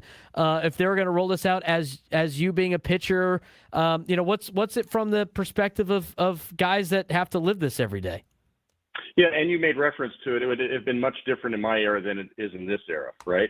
So I think it would have been much more difficult back in my day of pitching, because guys were much more, settled into what their job was and what their role was. And you didn't do this, I mean, it's like your starters were expected to go 6, 7, 8 innings every time. And that's just the way it was, Now, there were certain circumstances where you might have to have a bullpen day because a guy got knocked out of the game early, or, a late injury or whatever it may be. But for the most part, guys weren't moving back and forth in these different roles. Nowadays, I think players are much more adaptable on both sides, both the position players, right? I mean, it used to be you were a second baseman and that's what you did. You maybe had one utility guy on your team, and he was kind of the utility guy because he wasn't that great at any of the other positions. But nowadays, guys are expected to be a second baseman, and you can also go to left field if we need you to. And, you're going to play some third base today. Now we're going to slide you over to first. So I think players in general have become more exposed to being adaptable to these situations, and I think it holds true for the pitching staff as well. Is it ideal? I don't think so. I think guys, they're kind of making the best of it and handling it as well as they possibly can. But I think if you ask most of the guys, they would prefer to know what their role was and sort of be able to both physically and mentally prepare for that on a consistent basis and sort of get into their routines. I mean, they're human beings, right? Human beings generally like a comfortable routine that they know that they can depend on. But that being said, these guys are doing what they're being asked to do. I think the organization, Craig Stammen and the coaching staff are doing everything they possibly can to communicate with these guys, which is hugely important. Players always appreciate that. And the more you can do that, the better off it's going to be in terms of taking away some of that uncertainty. But, from week to week, it's different. And JP Sears is starting today. Last week, he was the piggyback guy off Randy Vasquez. So, every 4 or 5 days, it can change in terms of, are you preparing as a starter? Are you coming out of the bullpen? But again, they're doing the best they can with it. To your point, credit to the organization for just trying to be open-minded to these things and saying, look, what do we need to do to get the most out of these guys? And you'll hear it from coaches all the time. Put them in positions where they can be successful.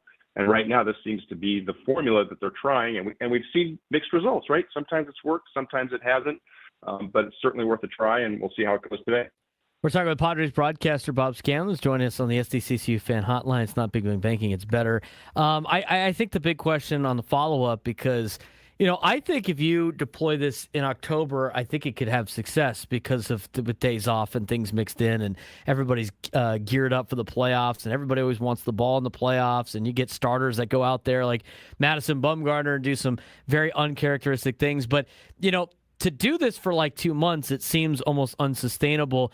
As somebody, again, who has pitching experience, I talked about this on the morning show with Saris, of teams traditionally are like, you got to go 6 innings, or like you only get 1 inning for like a bullpen arm. What do you think about guys going 3 innings or 2 2/3 and keeping the pitch count at about 35, maybe 40 pitches? Can you use guys more often doing that? And take us through, like, from when you were a player. I know, again, different era, but is that something you think as a pitcher you can handle that kind of workload, or is this asking too much of these guys? Oh, we lost Bob for a second.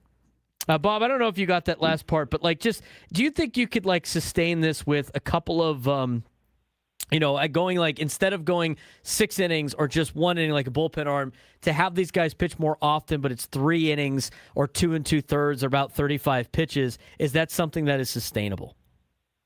It's a different type of stress, so to speak, right? And it's just a different way of sort of training your body and preparing your body. I think for some guys you can do it, but I think the challenge becomes, by definition, you're asking more guys over the course of a game to come in and be sharp that day, right? Mm-hmm. And some days that's going to work, and you can look at it and say, wow, wasn't that great? We threw 6 different arms at their offense, and it's more difficult for their offense because they couldn't really hone in on one guy, and they never saw the same guy 2 times in a row. And sometimes that works out, and you can say, wow, that's a great strategy. But there's other times where the second guy you call on, or the third guy, or the fifth, whatever it may be, he's not sharp that day, right? And there's more likely to be days where a certain guy is not sharp, the more times you're having to go and ask on different guys to be sharp on that given day. So on those days, all of a sudden it can start to create a little bit of a landslide in terms of, well, we were hoping to get 3 innings out of this guy. He's not sharp. Now we're behind in the game, and we're going to the rest of the bullpen and asking more of those guys, and it can start a snowball effect in a negative direction for you as well. So, I think there are times where you see it and it can work. There's other times where it doesn't work. Where it doesn't work, it can really start a negative landslide in terms of putting unnecessary pressure on guys who have to then make up for innings, right? Because you don't have a starter that's just going 6 and sucking it up and giving guys the day off when they need it. So can it be done? Yeah. Are there risks involved? Yes. I think one of the key things also, if you're going to try to do that approach, Braden, is your other 2 guys who are Michael King and Walker Buehler, the 2 traditional starters that the Padres still have at this point.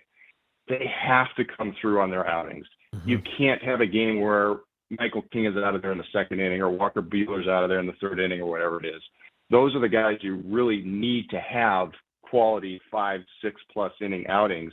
to give a little bit of a respite to that bullpen so that those guys can continue to do the other style of pitching that we've been talking about. Does that kind of make sense? Yeah, absolutely. That totally makes sense. I mean, if things work perfectly, all these plans are great, right? But if exactly. I mean, because Cazzello brought it up today on the roundtable, it's eventually you still need the guys to pitch well. If they don't pitch well, it doesn't really matter what you deploy out there. It's not going to be that successful. We only have a little bit of time left before the end of the show, Bob. I do want to ask, I mean, we're not going to have you on until after the trade deadline, but you've been around players. You've been a player yourself. Trade deadline's always, depending on where you're at and where you're at in your career, it has a different meaning for a lot of guys. What's been your experience with the trade deadline? How difficult is it for players, or do they understand the business to an extent? It's totally by individual, Braden. There's certain guys that get it, they understand it, they've been through it before, they were traded in the minor leagues or whatever it may be, and they've been emotionally exposed to it and are fine with it. And there's other guys, quite frankly, that don't handle it well at all. And that's just, human nature, right? Some people are going to handle change better than others. And there's certainly players who it's on their mind and they're wondering, more so I would think on a team that's not a contender and you're the name that keeps coming up as the piece that's going to get traded away, right?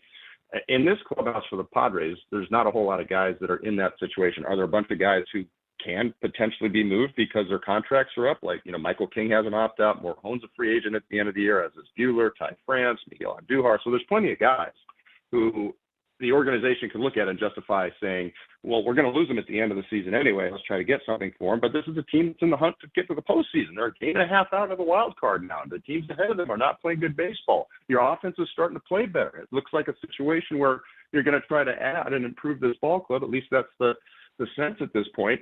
So I don't think there's a lot of stress about that in this particular clubhouse. But to your initial question, some guys can handle it, and there's other guys that it's hanging over their head as much as they'll tell you, oh no, I don't think about it at all. Yeah, you know what? They're thinking about it. Yeah, so it goes individual basis, guy by guy. I mean, I can't believe what it's probably like in the minor leagues of a San Diego Padres organization affiliate at this point with the way the trade deadline has been. Bob, we appreciate the time. We'll look forward to talking to you next week. Sounds good. Thanks, Braden. Bob Scanlan joining us, the SECCU Fan Hotline. He's Frank Marchese. I'm Braden Surprenant. Signing off. Passing on to Gwen and Chris. We'll talk to you guys tomorrow, hopefully after a Padres win.